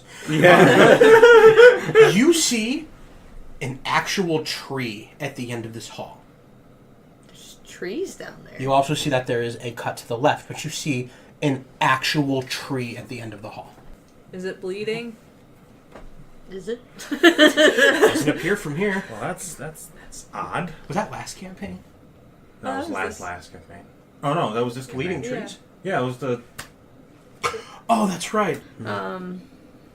I will do a quick perception to see if there's any traps. Give it a roll. I'm gonna reach on the ground and pick up some pebbles and throw them down the hall. Nothing happens. Alright, that is 23. You look down. The floor seems to be well carved, solid. The walls, there's no depictions of anything on them. When you look further into that area, you see that it almost looks like night. As you're looking into that room, the tree is black and gray, which is your visual sign that it's dark and that your dark vision is operating there. Okay. Who wants to go in here with me? I'll go with you. I will also follow. Frisky, you will stay. I'm yellow, bitch. I'll go. First off, I'm Mialo. Second off, I'll watch. Good Frisky. All right. I will put you this far, as it is that safe. I'm going to try to do the same thing where I peer down that hallway with my shield. All right. Give me a perception check. She gets it again. 23. You fucking got it. I keep rolling 17s. You see a wall. Alright. There's a wall down there, guys. Gasp. Do you guys want to investigate the trees? I love walls. I You see a wall and a turn. I think we should check What I that meant. out because if we go back towards that tree and something comes out from there, we're bottled. That's fair. Alright, I'm going to turn down that little dip. Careful of oozes. Okay, I won't move you any further than the turn. I'll put you up with thing. Who is going in fourth? I'll protect Friskey. I'll go in fourth. Kaz shouts. All right. Do you want to continue forward? Do you want to peer around the corner? I'm going to do Okay, if I can roll it again, you're bound to not get it once. Yeah. Alright. That is 16. Doesn't work. Oh. Literally by one. Damn. It doesn't work. You're like, it has to be sometime. At some point, you will roll under a 17. I'm gonna try to spit shine it wide. I'll turn the corner.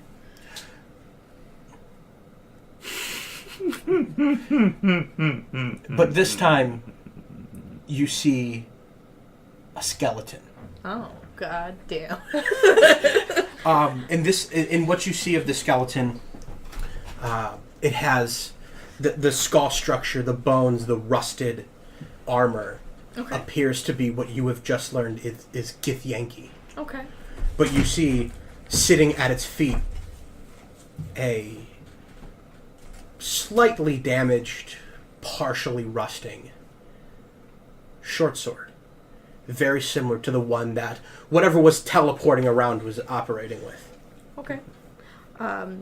Because I don't like skeletons, I'm going to try to smash over a skull with my quarterstaff. Okay, so you're going to run over just quickly and hit it? Yep. Okay, make a roll with disadvantage. Okay. Alright. Lowest so far is a 14. And highest so far is a soft 20. The skull explodes. Get the fuck out of here. Alright, is there anything behind me? Nope. Okay. I found a short sword, if anybody wants that. As they hear a skull shatter.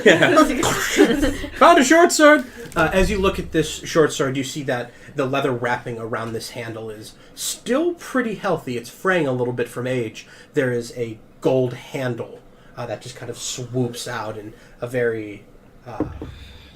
almost like a wave, like just kind of comes out and curves up. The blade itself looks decorated and ornate, a black steel with almost what looks like gold inlays.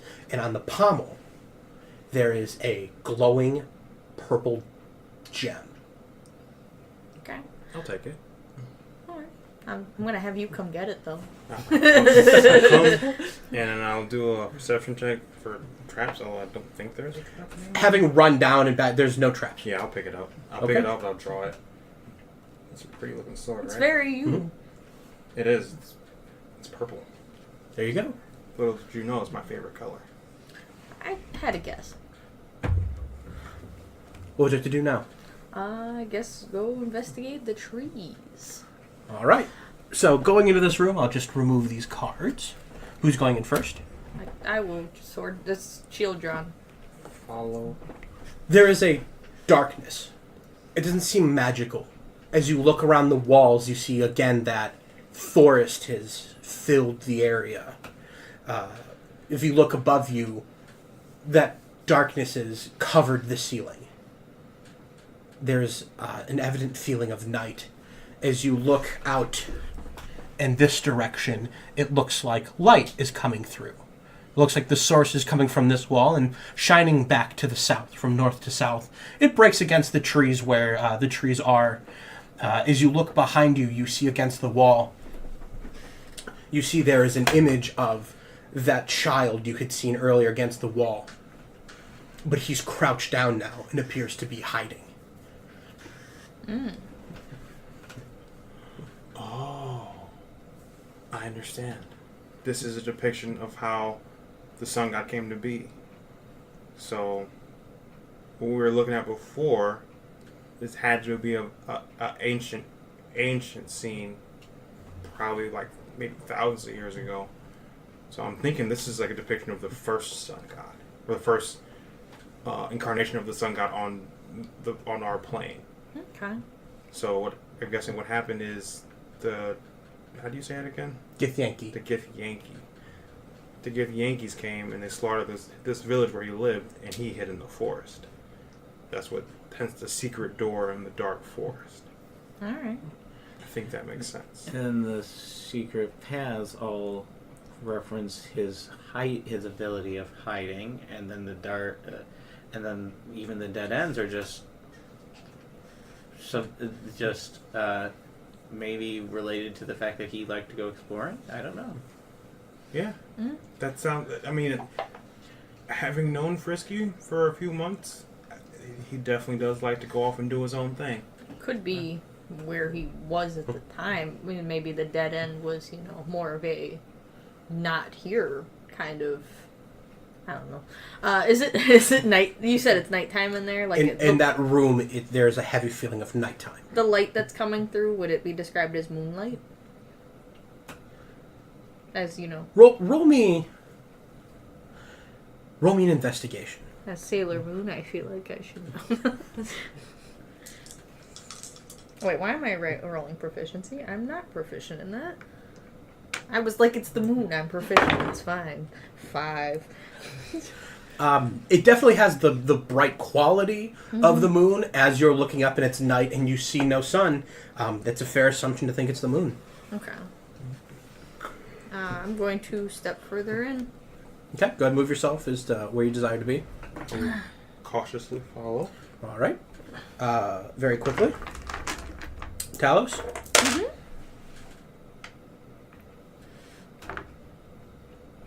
You take 5 points of radiant damage. As you step into this light, your skin burns hard. Okay.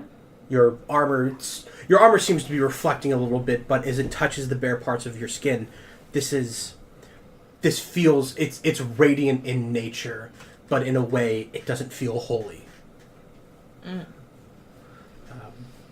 You still have movement. Where would you like to go? Let me try something out. I would like to cast daylight. Okay. You'll raise your staff and cast daylight. The entire room fills with light, and that burning feeling on your skin dissipates. That's what I thought. I'm going to enter further. All right. See if I can find anything. We'll continue to assist. Also follow. Now that I've gotten rid of the Nikos, do you care to join? burning Yes. problem. Gonna move you up once. Friskey gets curious, walks in too. Oh god. Kaz comes up behind him, and he says, I tried to stop him. Not very hard. Friskey says, no, he didn't. Friskey goes, no, he tried very, very hard. Wink. All right, go ahead and roll me investigation checks if you're in the room. Does that include Kaz? Yes. Okay. 7. Natural 1. Woohoo! Add you to the 14 or 13. Nikos is staring directly into your staff. Man, Friskey is right in here all of a killing it. sudden. He's looking at it and he's going, I was told if you stare into the sun, it'll hurt your eyes, but I've never seen the sun. It's so close. I don't feel it hurting. 22 for Eyebrows are Friskey. burning. Friskey is killing it. Kaz? Cass got 8. Kaz got 10. 7. Talos, 7? Okay. Friskey's over here, and he says, I found one of the hiding kids. And as he reaches down, you hear a click. Oh. It's a big button. Go ahead and roll again. Actually, specifically, Kaz and Breeze roll again.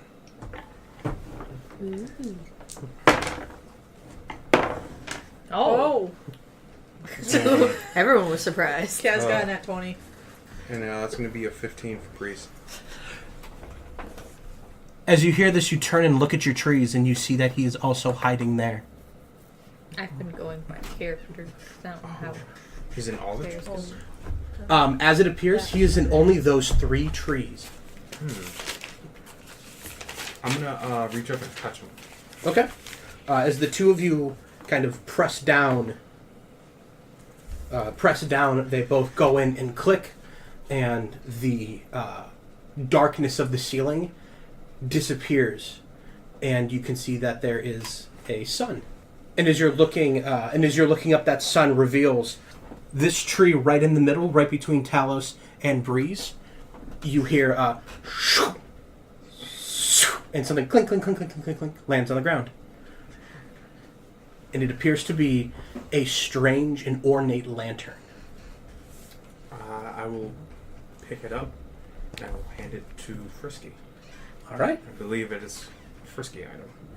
Thank you. It's beautiful. And he ties it around his sash, around his big old belly. I think we've done what we could do in here. Let's go to the 2 doors. Yeah. All right. Friskey will jauntily skip, leading the way. I'm back gonna to the stay door. where I am and just keep casting daylight till everyone's out, Okay. just in case. Breeze will run behind Friskey, trying to keep up. That spell runs out pretty quick. All right. Is it? Yeah. I thought it was a minute. A minute. Yeah. Okay. It's pretty quick. All right. Initiative. I'm gonna get over there as well. All right. I'm just Go ahead waiting and for move everyone to Yeah. file out.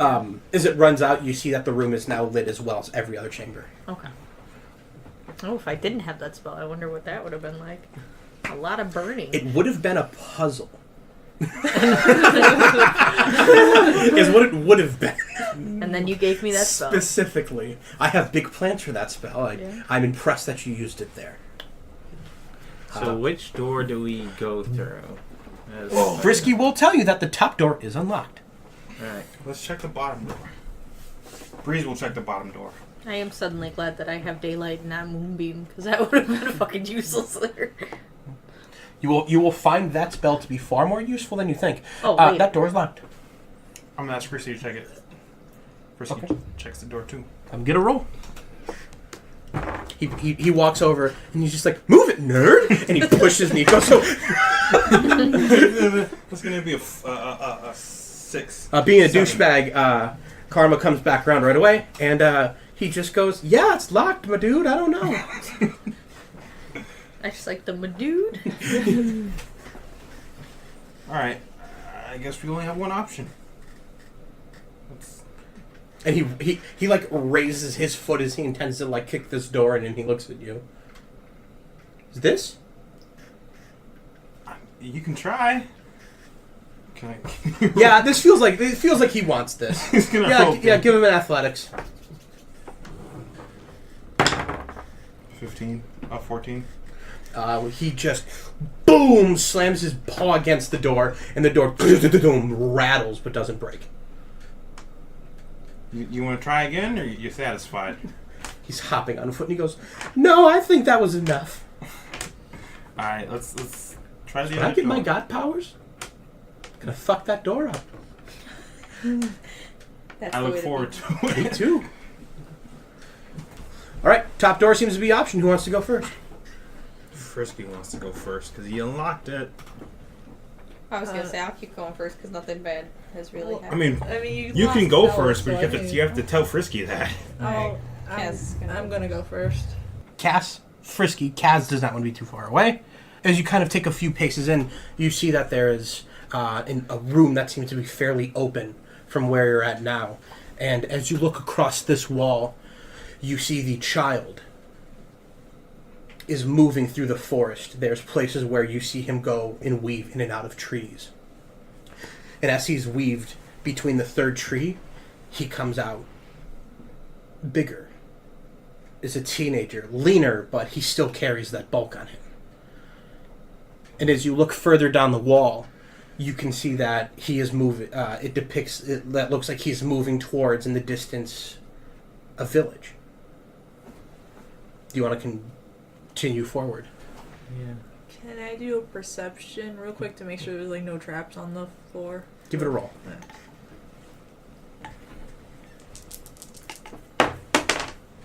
That is 25. 20 is enough. Yeah. You see that the floor looks fairly clean.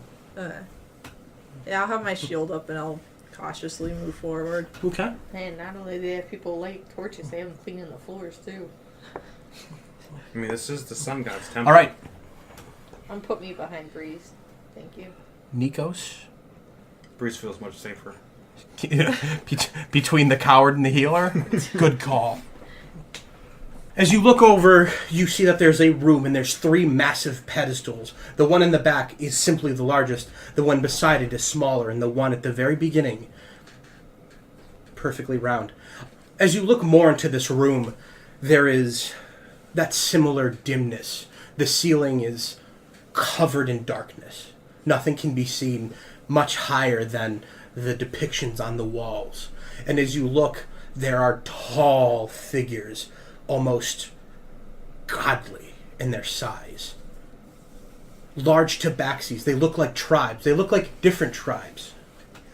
As you look to this first round pedestal, you see to the left and the right of it, there are sage-like figures. They wear cloaks and they have hands full of jars and baskets that depict components. They have wands that seem to be casting spells. As you look further towards the middle on the left and the right to the smaller pedestal, you see that there are older and younger tabaxi. You see that they are laughing and crying. They're angry. They have the look of lust in their eyes. They look down onto that pedestal expectantly. And at the end, the left and the right in the corner, large, massive tabaxi look. You see that they have war paint and sharpened sticks with rocks in their hand. They look to be a warring tribe. You said it's dark in there?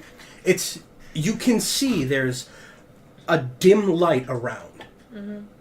But as you look up to the ceiling, which is much larger than the others, there is an oppressive darkness that seems to be setting down. I know I'm kind of far away, but can I chat to Friskey? Maybe light your lantern. He says, "Oh, yes." He strikes a match and he lights it up, and light spreads across the room, and nothing. It's just better lit now. Okay. I'm going to cautiously go and examine the statues. It is carvings on the wall. Carvings on the wall, excuse me. Okay. And I will do, what are these? Those are pedestals large enough for people to stand on. As you walk in near that one, that pedestal lights up. I'm going to get on the pedestal. I just want you to know, God of War music's playing in my head right now. I think of it more as kind of like a tribal drum with kind of like a church chorus behind it. So yeah, very God of War. Yeah. As you step on this, you see, everyone sees that this is now lit up, and now a quick turning tornado-like fog begins to envelop the pedestal, circling it constantly. There are colors. There's a rainbow that just surrounds him now. Breeze, now that you are on the inside, there is this feeling that the very magic that you have come to learn, the glamour magic that you have just earned through such a carnal way, you feel beginning to tug and pulled from you, but your very will is pulling it back. As you look at this rainbow of magic, you can feel that beginning to be sucked in. I will get off the pedestal. As you move towards this wall, as you touch it, you feel this magic burn against your body. 4 points of damage. Ooh. You seem to now be trapped. What do you guys want to do? Alright, Attack the rainbow! alright, I am going to look at one of the other pedestals. He is on the one that has the sage-like figures on the walls. So it's like figures on the walls, and the other ones are ones with what looks like warriors, and then what was the other one? Like just like people and like all kinds of different expressions. With all kinds of different expressions, correct. Right. I am going to get on the one with people with all kinds of different expressions. This is I'm gonna try and get see who gets trapped where and figure out how that whole part lights up. The pedestal boom, lights up, and a field around you begins to surround. All right, Friskey will get on the last one. Yeah, the warrior one. I mean, he says they remind me of Red Claw. I don't know that he would go then.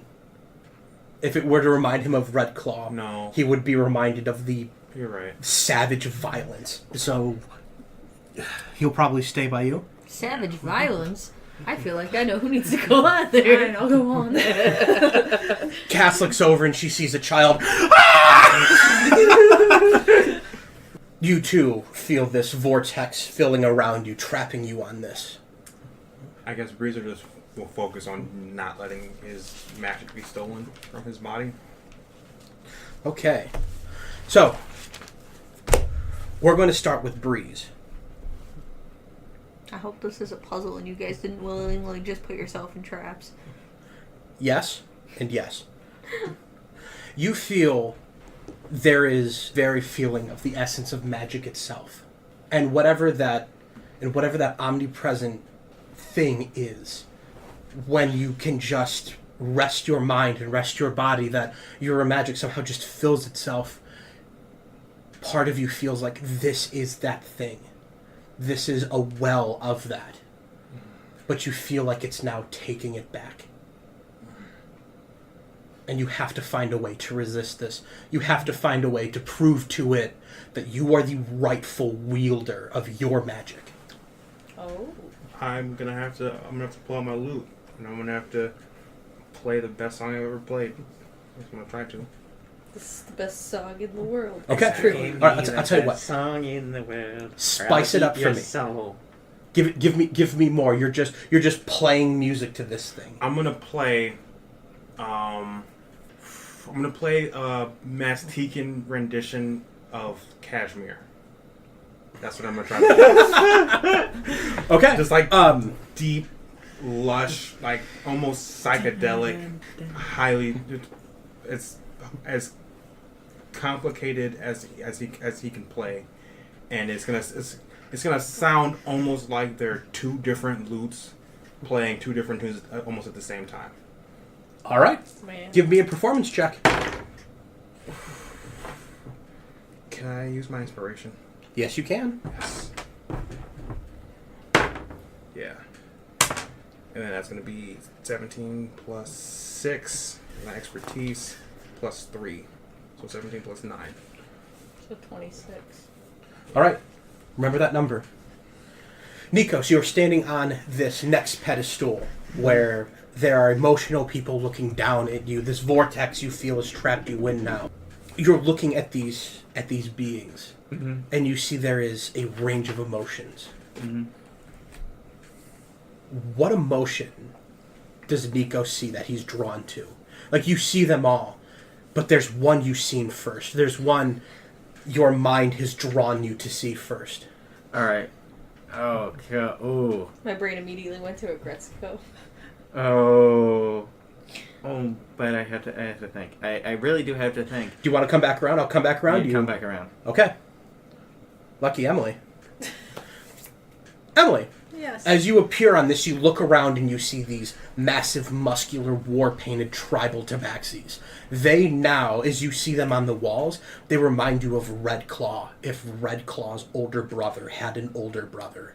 They're massive in strength, and as you stand on this pedestal, at the end of it, one of those tabaxi appears.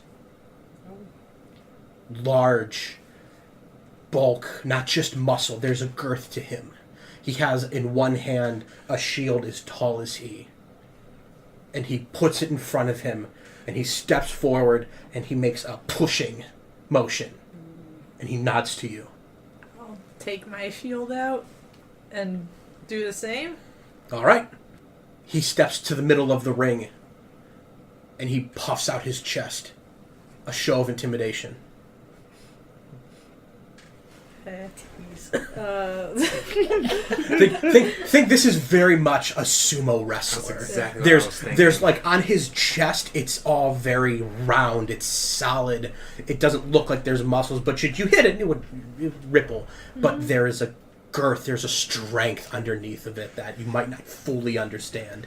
I was just laughing at the thought of Cass trying to do the same thing, and she's just like, boobs. Walks up and just flat chests him. I'll just try to do my most intimidating, like, battle cry, I guess. I'm not really Roll intimidation. posing otherwise. I am. Now, here's the thing. If you want to roll intimidation, you can do so and add your strength instead of your charisma. Okay.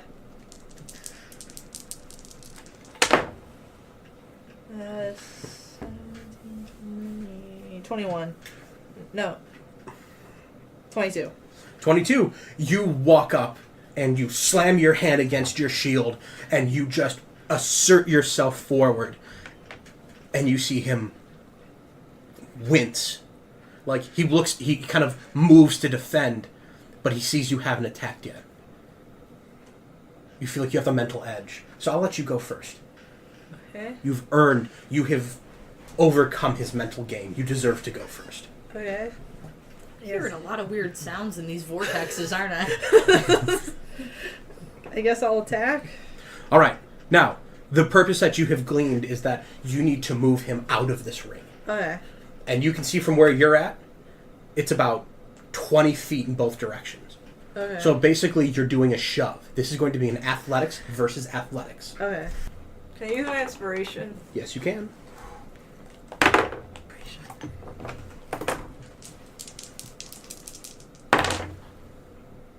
Did it do any good? It's worse.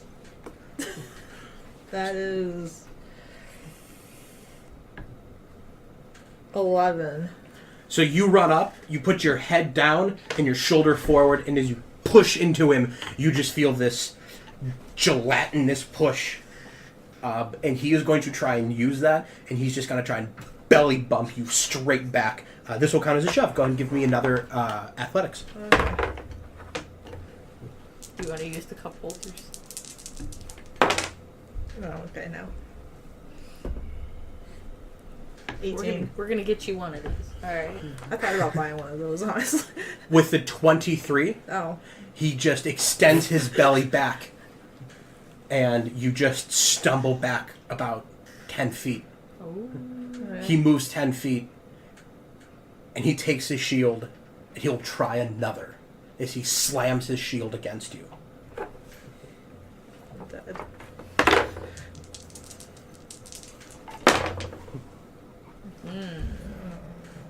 That is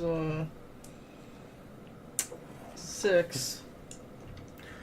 He slams his shield, and you are bodily slammed, thrown right from this arena through this vortex onto the ground. 4 points of damage. Okay. So you're a more honest person than I am, because I would have just dodged and see if he like fell out. Yeah. Roll me an intelligence check. Do you have a decent intelligence because you're going Eldritch? Yeah, my intelligence is a 14, so it's plus Okay. 2. It's just straight intelligence? Yes, because as I'm developing this more, That's 12. I want to make sure I'm not just like, give me your negative stat because your character Plus depends 2? on it. Oh yeah, plus 2 though, that's 14. I was like, Thank- wait a minute. I'm doing. What have you We'll come back, done? bro. We'll come back. Yeah. Okay. You realize that in the way of battle, he's not fast enough that he can hit you twice so easily. It looks like the shield is part of his attack. So as it comes to game terms, you feel like he's able to use that as a bonus action. Okay. And you think you might be able to. But you gotta climb back in that ring. Okay, I will climb back into that ring. All right, round 2. Nikos. All right. So Nikos is looking over and he's seeing all these faces, but the one he's drawn to right now is the one that is the one that to him looks the most sort of lost and just alone and separated, and just however that person is dealing with it, just being sort of dark and sullen in their own little corner. And then he sees that person, and he immediately like is drawn to that. And Nikos is going to, for the first time, change into the season of winter. Okay. Seeing that carving on the wall, the vortex, or maybe it's your own eyes, it almost highlights. And in you, there is a need to comfort, to help, to say something that will help that person. And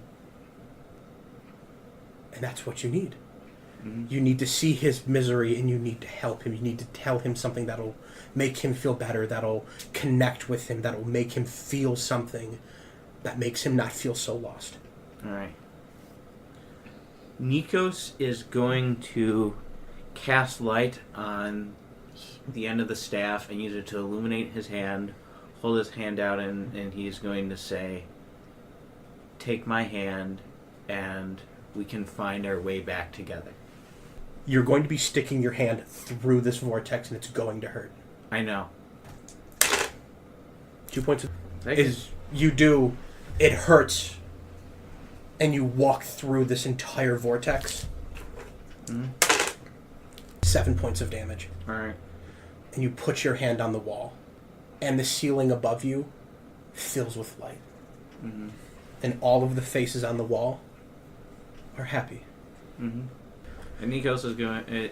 Could Nikos then go back to Autumn? All right. Seems fitting. Yeah. Breeze, you had an addendum? I wanted to take my my performance roll. I keep the same roll and everything, but I just wanted to charge it with Fey magic and make it an enthralling performance. Ooh, I like that. All right, I'd give you advantage on that if you didn't roll so freaking high, but you did. As you play, like pretty much nothing's happened. Like nothing's really happening. But as you begin to play and you push out that magic, that glamour, that thing you do so well, that whatever this magic, this ambient power has chosen you, has chosen to give you that magic. It willingly shares it. That rainbow begins to shine brighter and brighter, and as you play, you feel your soul begin to burn. And it burns away that rainbow. And at the end of your set, the ceiling glows with light. You got all of your spell slots back.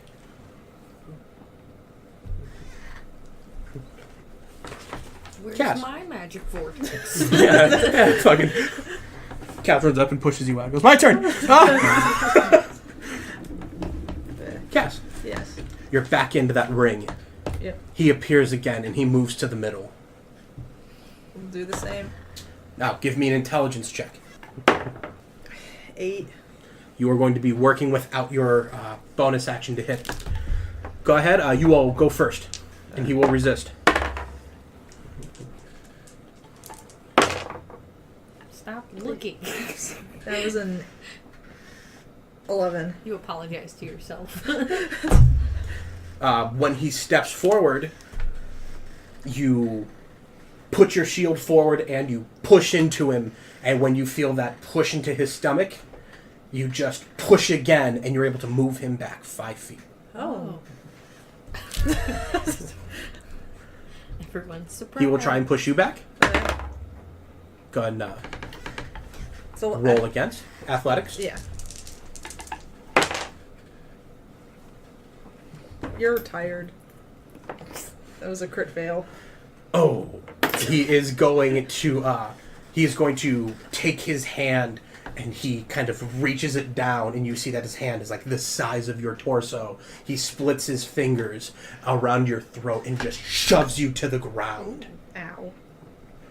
You've lost no ground. Okay. But he's pushed you down in this show of dominance. Oh. Okay. Your turn. We don't like that. Guess I'm gonna try to push him again. Try to push him off. Okay. Give me an intelligence first. Okay. 14. Okay. You see how this shield could be part of your drive in. So you will be able to use a bonus action to make a shove. Okay. 19. All right. You quickly stand up, and from a low position, you drive into his stomach. You push your shield in, and then you slam your shoulder, and it moves him back 5 more feet. He's 10 feet from the back. Go ahead and make your action.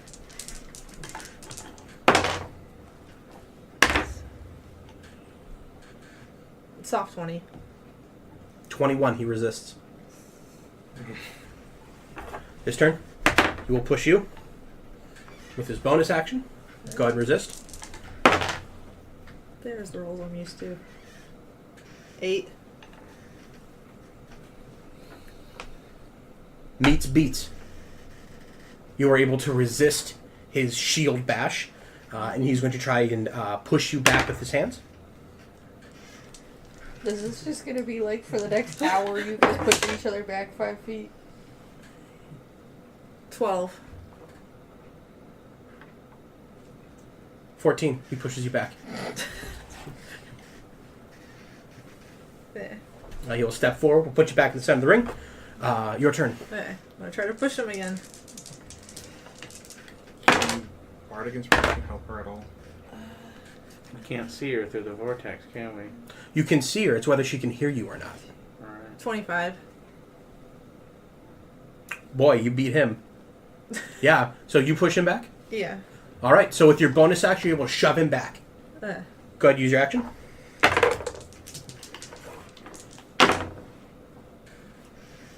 17. With that, you're able to shove him back. He's right at the end. I'm gonna, after she does that last shove, Breeze is gonna try to give her Bardic Inspiration and say, "You can do it!" I don't know if she hears. Kaz is going to be right by you calling out. All right. He's going to try and defend himself. You have 2 Bardic Inspirations. Okay. So that was that your bonus action and your action? I think so. Okay. Go ahead, roll to defend. The crit failed. Man, you're winning the crit fail tally tonight. Knocks you back with his action. Go ahead, roll.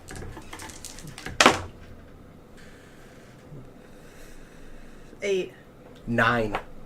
What did we learn about watching your dice? Maybe switch dice. No, she did.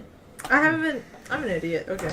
And you've got the two Bardic. No, it's. I have All right. tons of dice over here. She does. That's Your why turn. She can't roll. If her you own can dice beat him box. twice on this one, it'll be a victory. Okay. You have 2 Bardic Inspiration. Yeah. I'm just gonna add that now. Can I be taking a short rest while this all happens? I imagine this is far more interesting to see than it is to watch us roll. 14. Roll again. You have 1 more Bardic Inspiration. 24. As you're back in the middle of the ring, you pick yourself up. You can hear the words of your friends calling to help you, to bolster your strength. And you take those words and you move forward. And with your shield, you just put it up, you run, and you leap. And you press it against his head. And he's not expecting this. And it stumbles him back. He tries to reach up to grab you. And with your shield against his face, you just let it go, leap back, and fucking kick him right in the head. And this stumbles him back right to the edge of the vortex and disappears. I rolled 2 4s. Just fucking hand to God, 2 4s. With that, you can now use a shove action as a bonus action. And this last part of the room lights up. And as it lights up, you can see that there are vents to the top of the room that seem to push that light into the room adjacent. Right to the right of you. At the end of that hall, you hear a click, a heavy lock coming unlocked.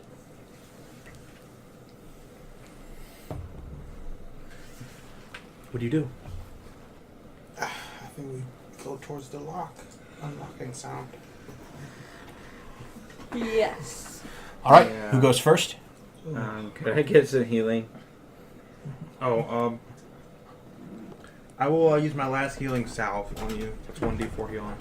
Alright, 1d4. Yeah. Take one. Good. Now I'm at 15 health. Cleric? We could also take a short rest, maybe. Let's take a short rest. We could. I could expend. We could expend hit dice, and I could get my pack slots back. Yes, so I could get daylight back. Yeah, let's take a short rest. Do you have daylight ones for short rest? Yep. That's my new god thing. Sweet. It's dope. It's a far neutered version. It doesn't like deal damage Right. unless something is like, oh, vampire, I'm fucked. That's why I like it. Yeah. Fuck vampires. Fuck What? the undead. What does the Song of Rest do? The Song of Rest adds a d6 to everybody's health regen. Okay. So Full you health. roll, Breeze, roll a d6. I'll roll a d6. Everybody automatically adds 7 to your health. I was only down 5 and I rolled 6. So don't even. So put your roll back. You didn't even need to roll it. Oh, sweet. Dope. So I'm back up to 18. And I have all my cast slots. Alright, okay, I'm back at Matt. Talos looks sad. He Back. didn't get anything new or cool. But he's not materialistic. That's just me being whiny. Hey, I just got my spell slots back. Yeah. And we took a short rest anyway, so I would have gotten something back anyway. How do clerics work with short rest? Do I get all my shit back? No. Okay, I just want to check. Warlocks get their spell slots That's back. right. It was Pickles that got his stuff back. So as you all move down the hall, there is a wall with a great door. And on the great door there is a large turning mechanism. It looks like it needs to be turned from the sides to the upright position. This massive door is like 10 feet wide, and it reaches well to the ceiling. It is depicted in the middle of it a great feline god. He holds the sun at his waist, and as he looks down, he looks mournful. As you see this carving, there's a wash of sadness. What it depicts is tragedy. As you have seen what looks like the journey of this tabaxi, through his childhood, through an attack that destroyed everyone he loves, through his daring escape to 3 trials to convince other tribes of something. His teenage carving stands by this door. It looks determined, but the door looks sad. There's a sense of what you'll see behind this door is the final part of this maze of this story. What you'll see is now the ascension of Mialo. So I'm not going to ask who goes through, but I'll tell you what you see inside. There is sunlight pouring through a ceiling. A great circle of light gleams on the ground. A warmth comes off of it. But the walls depict fire. Trees burning, bodies splayed to pieces. Tabaxis rendered down to the very core of their bodies. The very ground you step on as you walk in are carvings of bodies. And when you walk in, to the very ceiling you see a great depiction of Mialo weeping. And at the farthest north wall, one of you sees something that shakes you to your very core. A great red bull. What do you do? So, I think Nikos is going to roll a madness check. Give it a roll. 12? No. If it was just the image of it, that'd be one thing. But to see that it is implied to bring tears to the very god of the sun himself. Mm-hmm. A deep fear, knowing this is your prey. and even gods fear it. A deep fear seeds itself in your heart. Can I roll an insight to see if I notice? Would you say this is something that he isn't visibly showing? I think he's struggling as much as he can not to be afraid. Okay. I think there would be maybe some sort of check to maintain his composure, but that's. Let's do a Constitution check. 11. If you have a passive perception of 11 or higher, you see that there is a tremble in his step. 11 or higher? I Nikos, are you okay? I'm fine. You I'm don't fine. seem fine, friend. Look, it's definitely that bull thing that... What is that? There is a beast that hunts unicorns, and it's my job to kill it. And that is that beast? Yes. Seems like you have your work cut out for you. Mialo will step up to you. Nikos, I don't know what that is. I'm afraid of it. And he points to the ceiling and he says, I think I've always been afraid of it. But I don't think this is something that either of us have to fight alone. Thank you. You're welcome. Miala. Then he kind of smiles and says, Mialo. And that visage of the Red Bull exhales. And the entire room begins to fill with smoke. Oh, crap. Roll for initiative.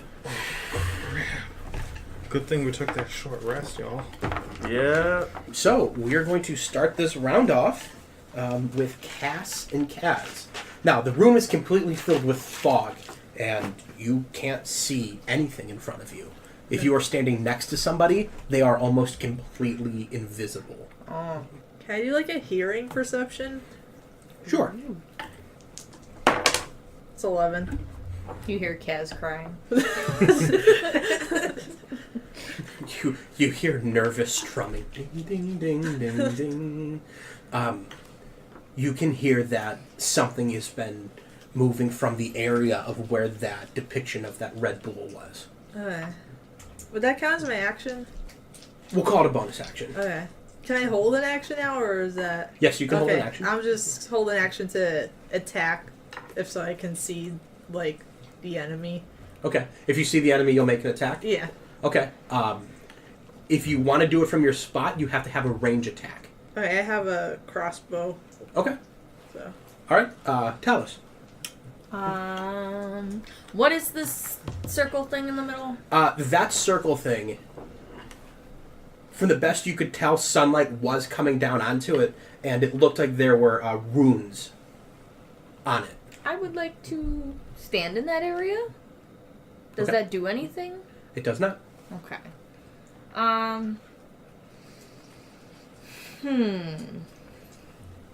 Let me see. Okay. Do I have to see to be able to cast, Sanctuary? I think if you cast it on yourself, no. No, I'm not casting on myself. It says you ward a creature within range against attack. I think that needs a visual component. Okay. I think we went round on this before. Okay. Because I was gonna cast it on Friskey to keep him safe. Okay, I'm gonna say you need a visual on him. Okay. Then I will reserve an action as well to attack. Keep my shield drawn. The enemy encounters me. Okay. Nikos?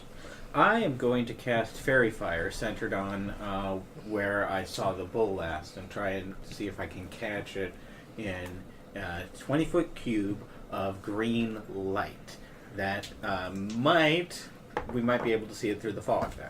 Are you casting green to weaken it because it's red? Negative inspiration.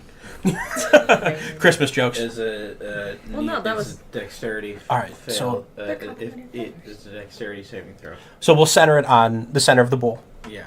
So that is going to be It may catch a couple. that'll be yourself, Friskey, and Breeze. All right. So it may catch a few of us. I thought that might happen, but I'm gonna do it anyway. 'Cause I think at the very least, Breeze and I are both pretty good at dexterity. First, give me Mialo. That's a 9. Okay, he fails. He lights up. 17. You do not 20. light up. I do not light up. I light myself up. Okay.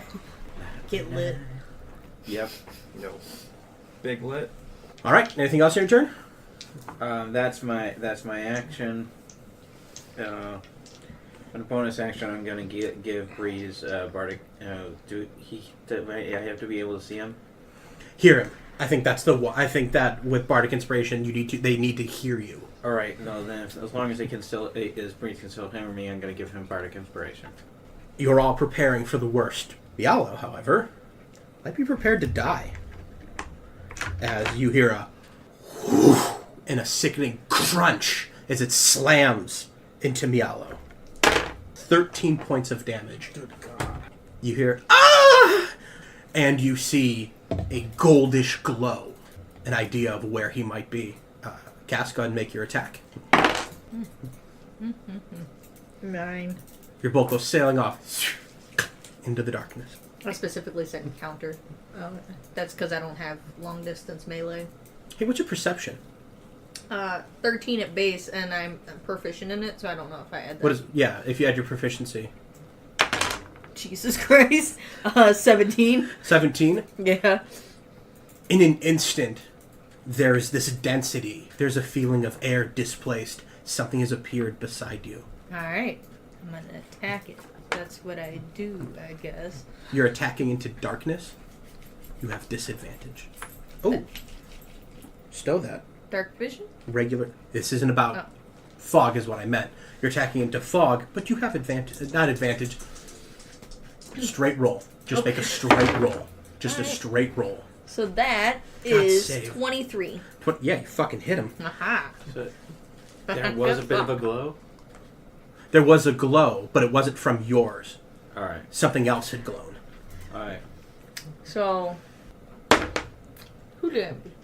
2 damage. Excellent. Because I whack them good with my quarterstaff. My quarterstaff has done you a lot of good. Just 2 damage every time. I'm like Rafikiing everybody. Oh, Breeze. I'm gonna rush towards Mialo. Okay.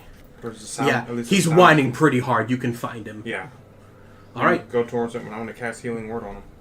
All right. That is a bonus action. Is it? Go ahead and take your action, then you can resolve your health roll. I will cast Healing Word, and then I will cast Vicious Mockery on the whatever attacked him. I'm going to require you to be able to. Oh, this is a verbal thing. Yeah. Excellent, excellent, All they have to excellent. do is hear me. All right. 19. Ooh. Oh yeah. Yeah. Definitely should. Well, then I'll cast my Healing Word then. All right. So we'll come back around to Friskey here in a moment. 1d4 plus my spellcast. Cass. So there's nothing lit up at the moment, right? Or is the bowl lit? The only thing lit up right now is Friskey and Nikos. Can I try to do another hearing perception? Or Give it a roll. Is Friskey going to turn? We'll come back. Nope. You stop Nope. watching your own dice. All right. Go ahead and take your action. I'll hold again until I see the enemy. Okay. Let's jump back over to Friskey. Friskey will cast Dissonant Whispers on the beast. 17 at base. The Dissonant monster succeeds. So it does take half damage. Okay, so that's 3d6 at half damage.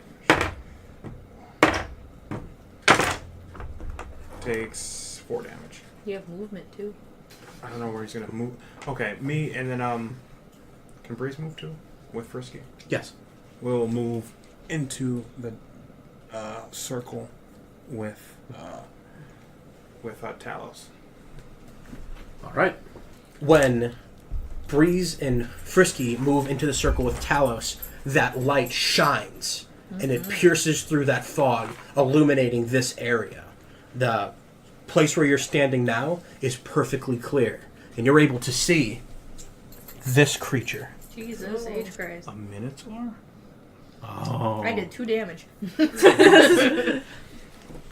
Now it's going to go over to Kaz.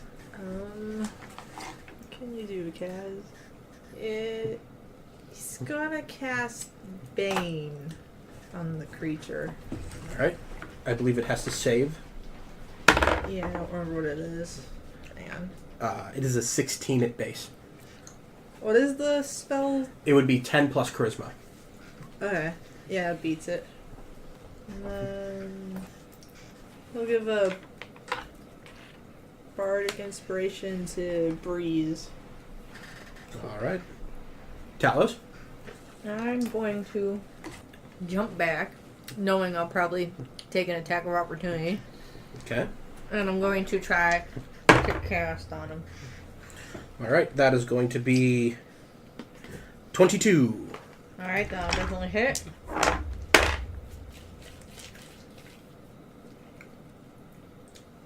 $19 points of damage. Well, shit. Alright. That was more than I was expecting to take, but Oh, yeah. sure. Big boss. I'm going to cast Guiding Bolt. Alright. 14? That'll hit. Oh, thank God. Alright, 4d6 radiant damage.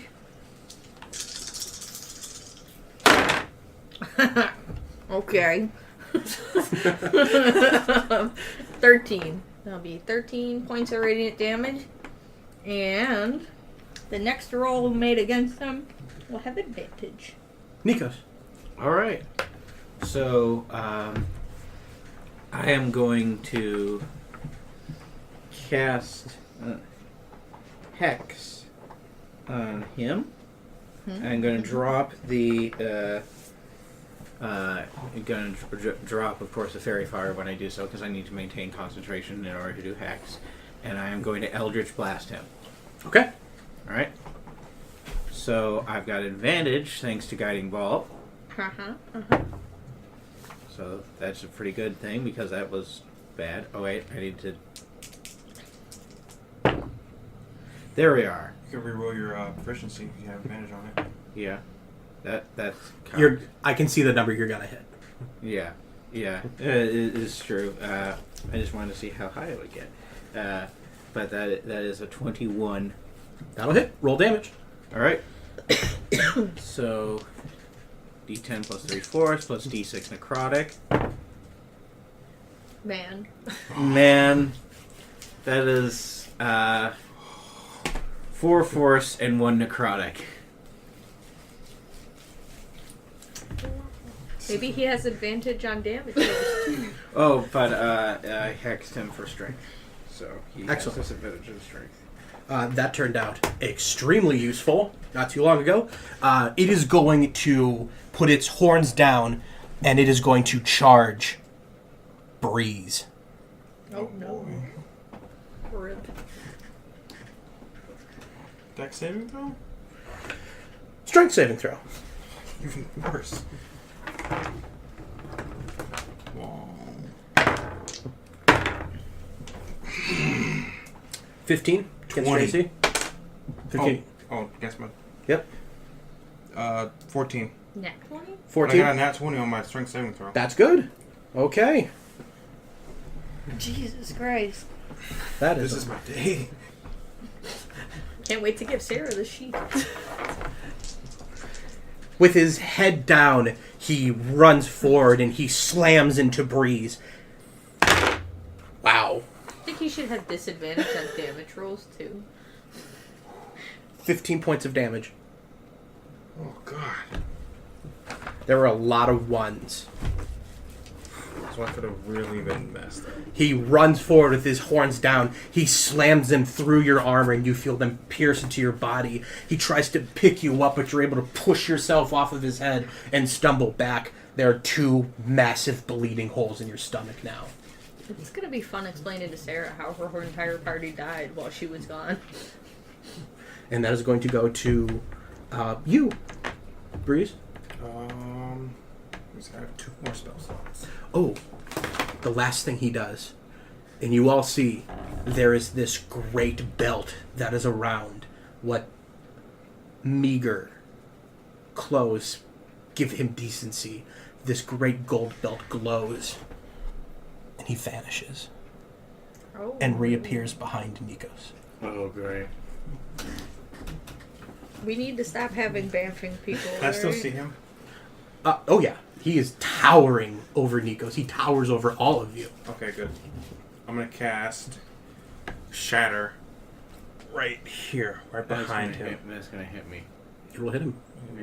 Then I will not cast Shatter. I will mess my boy up.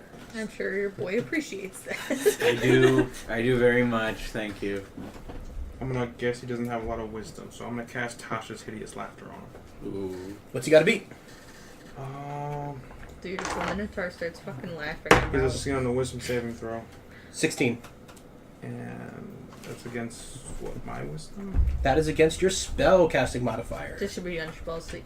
My spell casting, my charisma is 17. My modifier is +3. 8 plus your proficiency, which is a D4, plus your charisma. He rolled what, a 17? Yeah, he definitely. He resisted it. beat it. Yeah. And then I guess as a bonus action, I will. I'm right next to the clay. I might get healed before he comes back. I'm gonna cast Vicious Mockery on him. I did not get all my spell slots back. So Mialo does? No, Breeze. No, Breeze can't. Right. Can't. Sorry, I got confused. Mialo will cast Dissonant Whispers, and for his last spell slot. 15 at base. So I think that misses. So he just takes half damage. Dissonant Whispers is 3d6.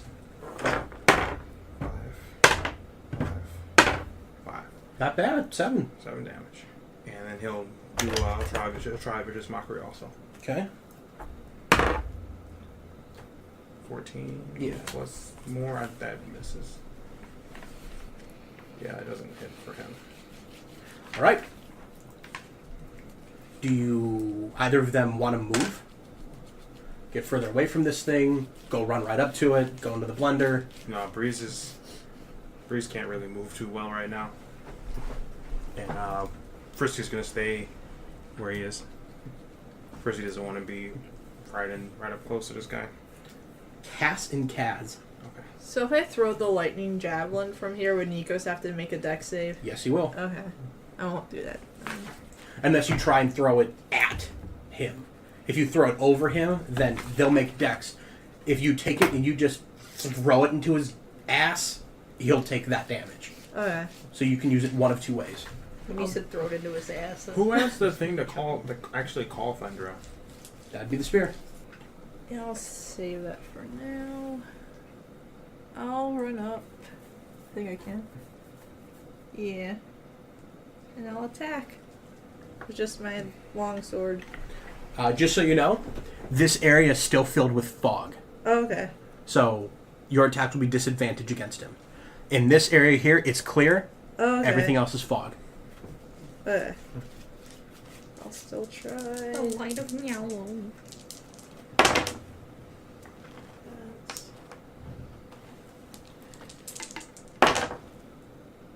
It was 15 was my lowest. That'll hit. Okay. Ah.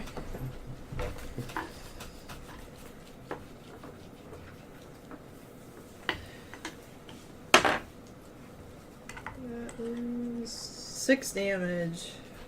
All right. Long sword, shield up. Yep. You run up to where you feel that air has been displaced. You quickly slam your blade down and you're able to catch a little bit of muscle, but it feels hard. It feels like slashing into strong leather. Anything else you want to do? I'm okay at the moment. I think. Until I die. Kaz. He'll Vicious Mockery? All right. 15. Yeah, that beats it. He's got a bonus action. Yeah. Healing Word to Breeze. Go ahead and roll up that health. Talos? Does Channel Divinity count as like a action? If it goes to accompany an attack, it's just a part of the attack. It's Preserve Life, so it's healing. It's just dishing out. It would be an health action. points. Yes. Okay. Alright. I'm going to do Preserve Life, which heals creatures within 30 feet of me up to an extent. I have 18 to dish out. What's Friskey at? How's he looking? Friskey is at 12. Okay. Breeze is at 7. Okay. 6 each, I guess. Me, you, and Friskey. Alright, so Friskey goes back up to 18. Breeze will go up to 13. I will be sad if Friskey has to die and I healed him. And then as a bonus action, I would like to resummon my spiritual weapon. Okay. And I can see over here. You cannot see over there. Okay. So I don't know where he is. No. Well, then never mind. Anything else? No. Does Friskey's lantern cut through the fog? Is it just still lit? No, I don't believe so. Okay. Alright, worth a try. That'll be it for me. Nikos. Alright, so I am going to bonus action face step into the light. And I can't see over there, but I don't need to see to cast Dissonant Whispers. You had less than half of your HP, right? I did. Okay, I did check. And Fails. I can't Fails. believe you did. Alright, here we are. 3d6 psychic damage. 8. 14 psychic damage. Ooh. You call out in the native language of your Fae. What is it you call to him? Tell him, get fucked. I mean, I'm kind of tempted to this. The Dissonant Whispers are Hunter of the Pure. Your time is at hand. Okay. You hear coming from the darkness. Anything else on a bonus action? So with this, you feel this massive intake of air. All of the fog is sucked back into that face on the bottom, and you see it just breathe out. You see the Minotaur with the red face breathe in, and you see that red begin to pour down from his head to his neck into his chest. His body bulges and twitches as he seems to get more powerful. Okay. Blood now starts pouring out of his head and down. This really feels like this is where we're supposed to die. He is going to make his first attack on Cass, and he will be doing so reckless. Minotaur with labels That means of you have barbarian. advantage. That's going to be 21. That hits. And When you he is attack going him. to deal to you From alive. But there's no sense crying over every mistake. 17 points of damage. And then he is going to charge forward, taking an attack of opportunity from you. Okay. And she has advantage, correct? Correct. Reckless attack. Boom, get it, girl. Stop looking at your own fucking... It's lucky it's advantage. What the hell did I just tell you? There you go. It's weird how that works, even though it shouldn't. We've applied as much science to this as we can, but it works. 21. That'll hit roll damage. The only person it didn't matter for was Isaiah. Bless him. We said that great weapon fighting only works if I'm holding it with both. Two-handed, correct. Okay, that is 5 damage. Y'all been dropping your phones. Oh, He charges forward, and he is going to try and gore Mialo. but Mialo's this way. He can... Yeah, he's... Okay, when you said charge, I was like thinking it was going for Cass. No, he's trying to charge Mialo. Just... Do I get to do anything? Because he's going through my area? Oh, he's coming to your area, jabbing him, so he's going to be engaged with probably both you and Mialo just from that, just from where he stands. Over 20, is he's reckless as hell. I think I just healed him for max health. We'll see. 22 points of damage. Yeah, I was down. Down. Yep. He slams into Mialo, raises him to his fullest height, and you hear "Ah!" as he slides down the horns onto the Minotaur's head. But he doesn't slam him back. He'll hold him. Not to ruin the moment, but like I just imagine his like pots and pans armor is like It all pours off of him. It's just pots and pans, blood. So this nice little area over here. Now that Krillin's up on the horns, let's go over to Breeze. So basically what's going to happen here is even if you heal him, he's going to keep taking damage because he's still in the horns. He's going to continuously be dying. The best you can do is reset him dying. But he has 2 attacks that he can do. What do you want to do? Should Breeze do a madness check? Seeing... Okay. Give me a madness check. Madness I can think of something just awful to happen if what you is, fail. Madness. Wisdom plus Constitution? 16. You pass. A rage that is this fear and righteous anger burns in you, but you're able to keep your composure. Good. How close is he to me? 5 feet? Oh, yeah. I'm going to take 1 step back, so I'm about 10 feet away. That'll be an attack of opportunity. He has his reaction. Okay, I will not do that. good plan. Can't cast Shatter because that'll hit Friskey and me. So I will attack with my rapier. Now you have 2 weapons now. Rapier is a -1, and you have that weird new weapon. I will attack with my new sword. All right. Yes. That'll you have no detriment to that. That is a regular roll. Miss. Weren't you inspired before by Nikos? Yeah. Oh. So that is going to be plus your D4. That's 4 plus a D4. Another 2. This is impressive. 6.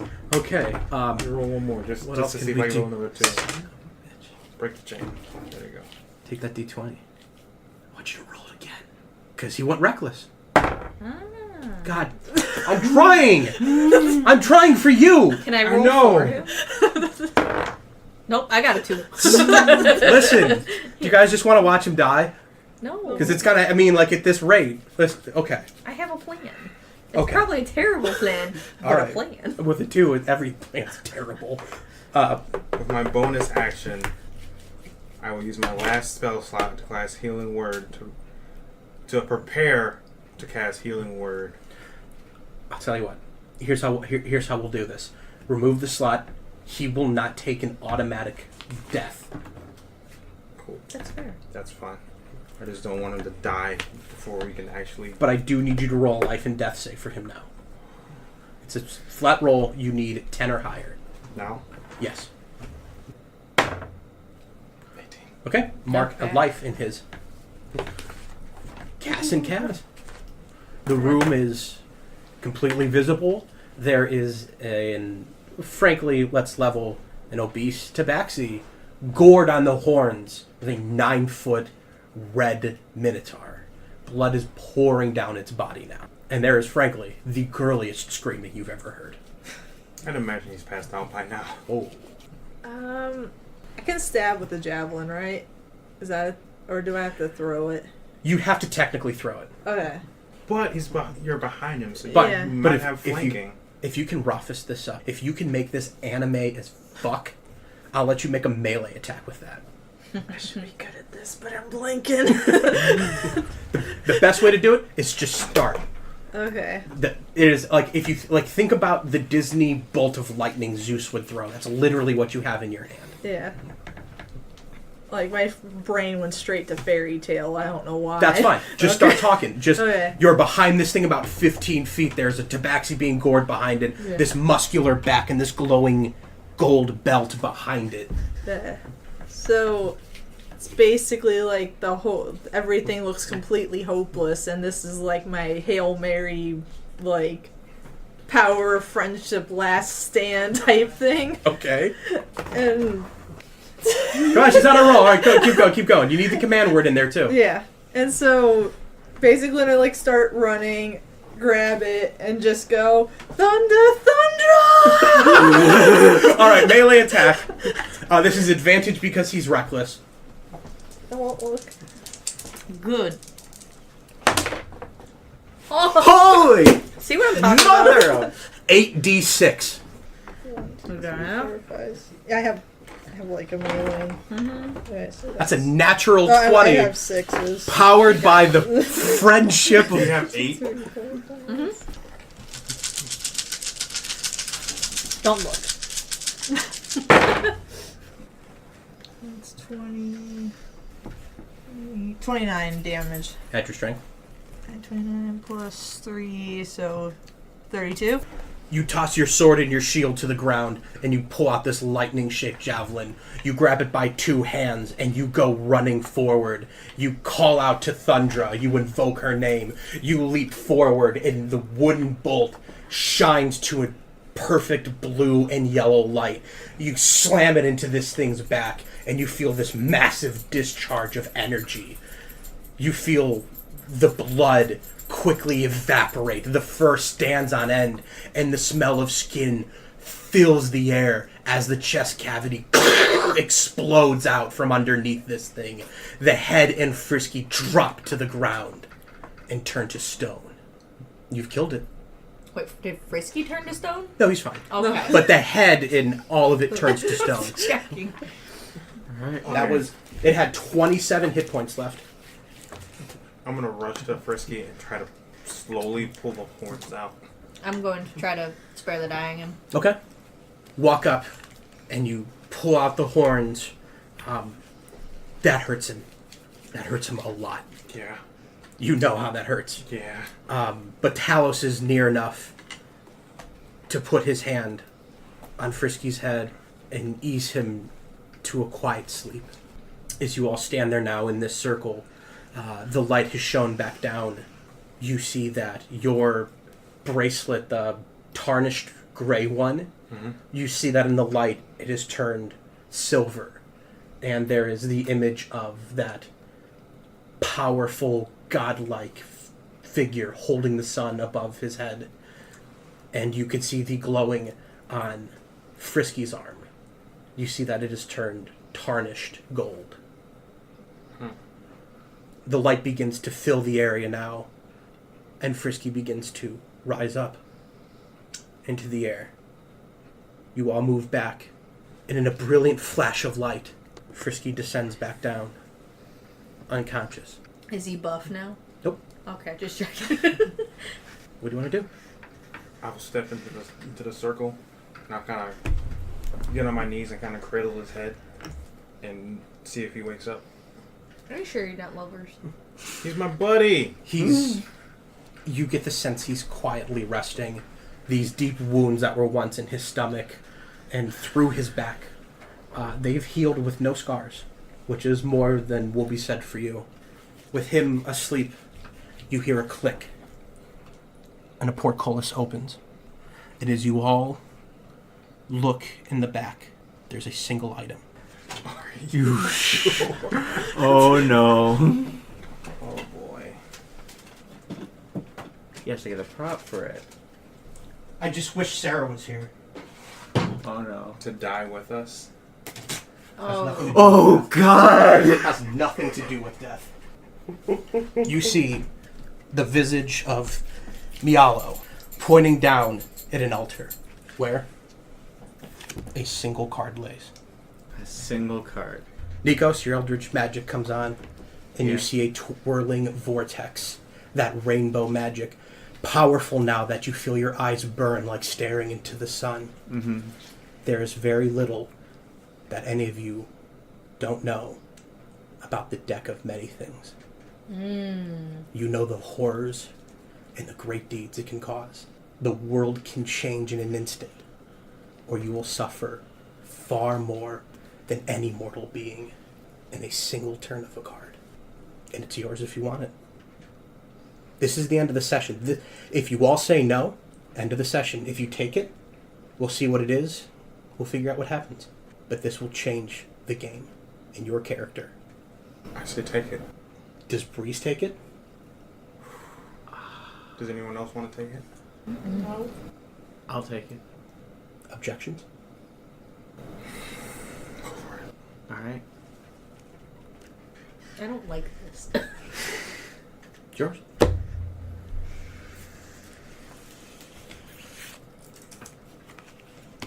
king of space.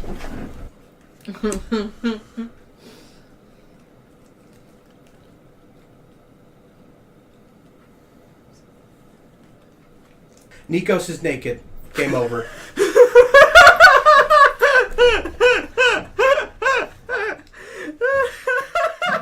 Thanks for listening to today's episode. If you have any questions or want to talk about your favorite part of the campaign so far, you can find us on Twitter at Quips and Crits or at Quips and Crits on Facebook. And make sure you rate and subscribe on whatever platform you're listening to. But check out our Tumblr or Reddit for character profiles, maps, essays, and just a bunch of other shit from the... Ooh, I swore. And a bunch of other stuff from the cast. Today's music is brought to you by Leon Lischner and friends, and Dennis Murphy's Polka. Links in description. Down by the riverside, down by the riverside, down by the riverside.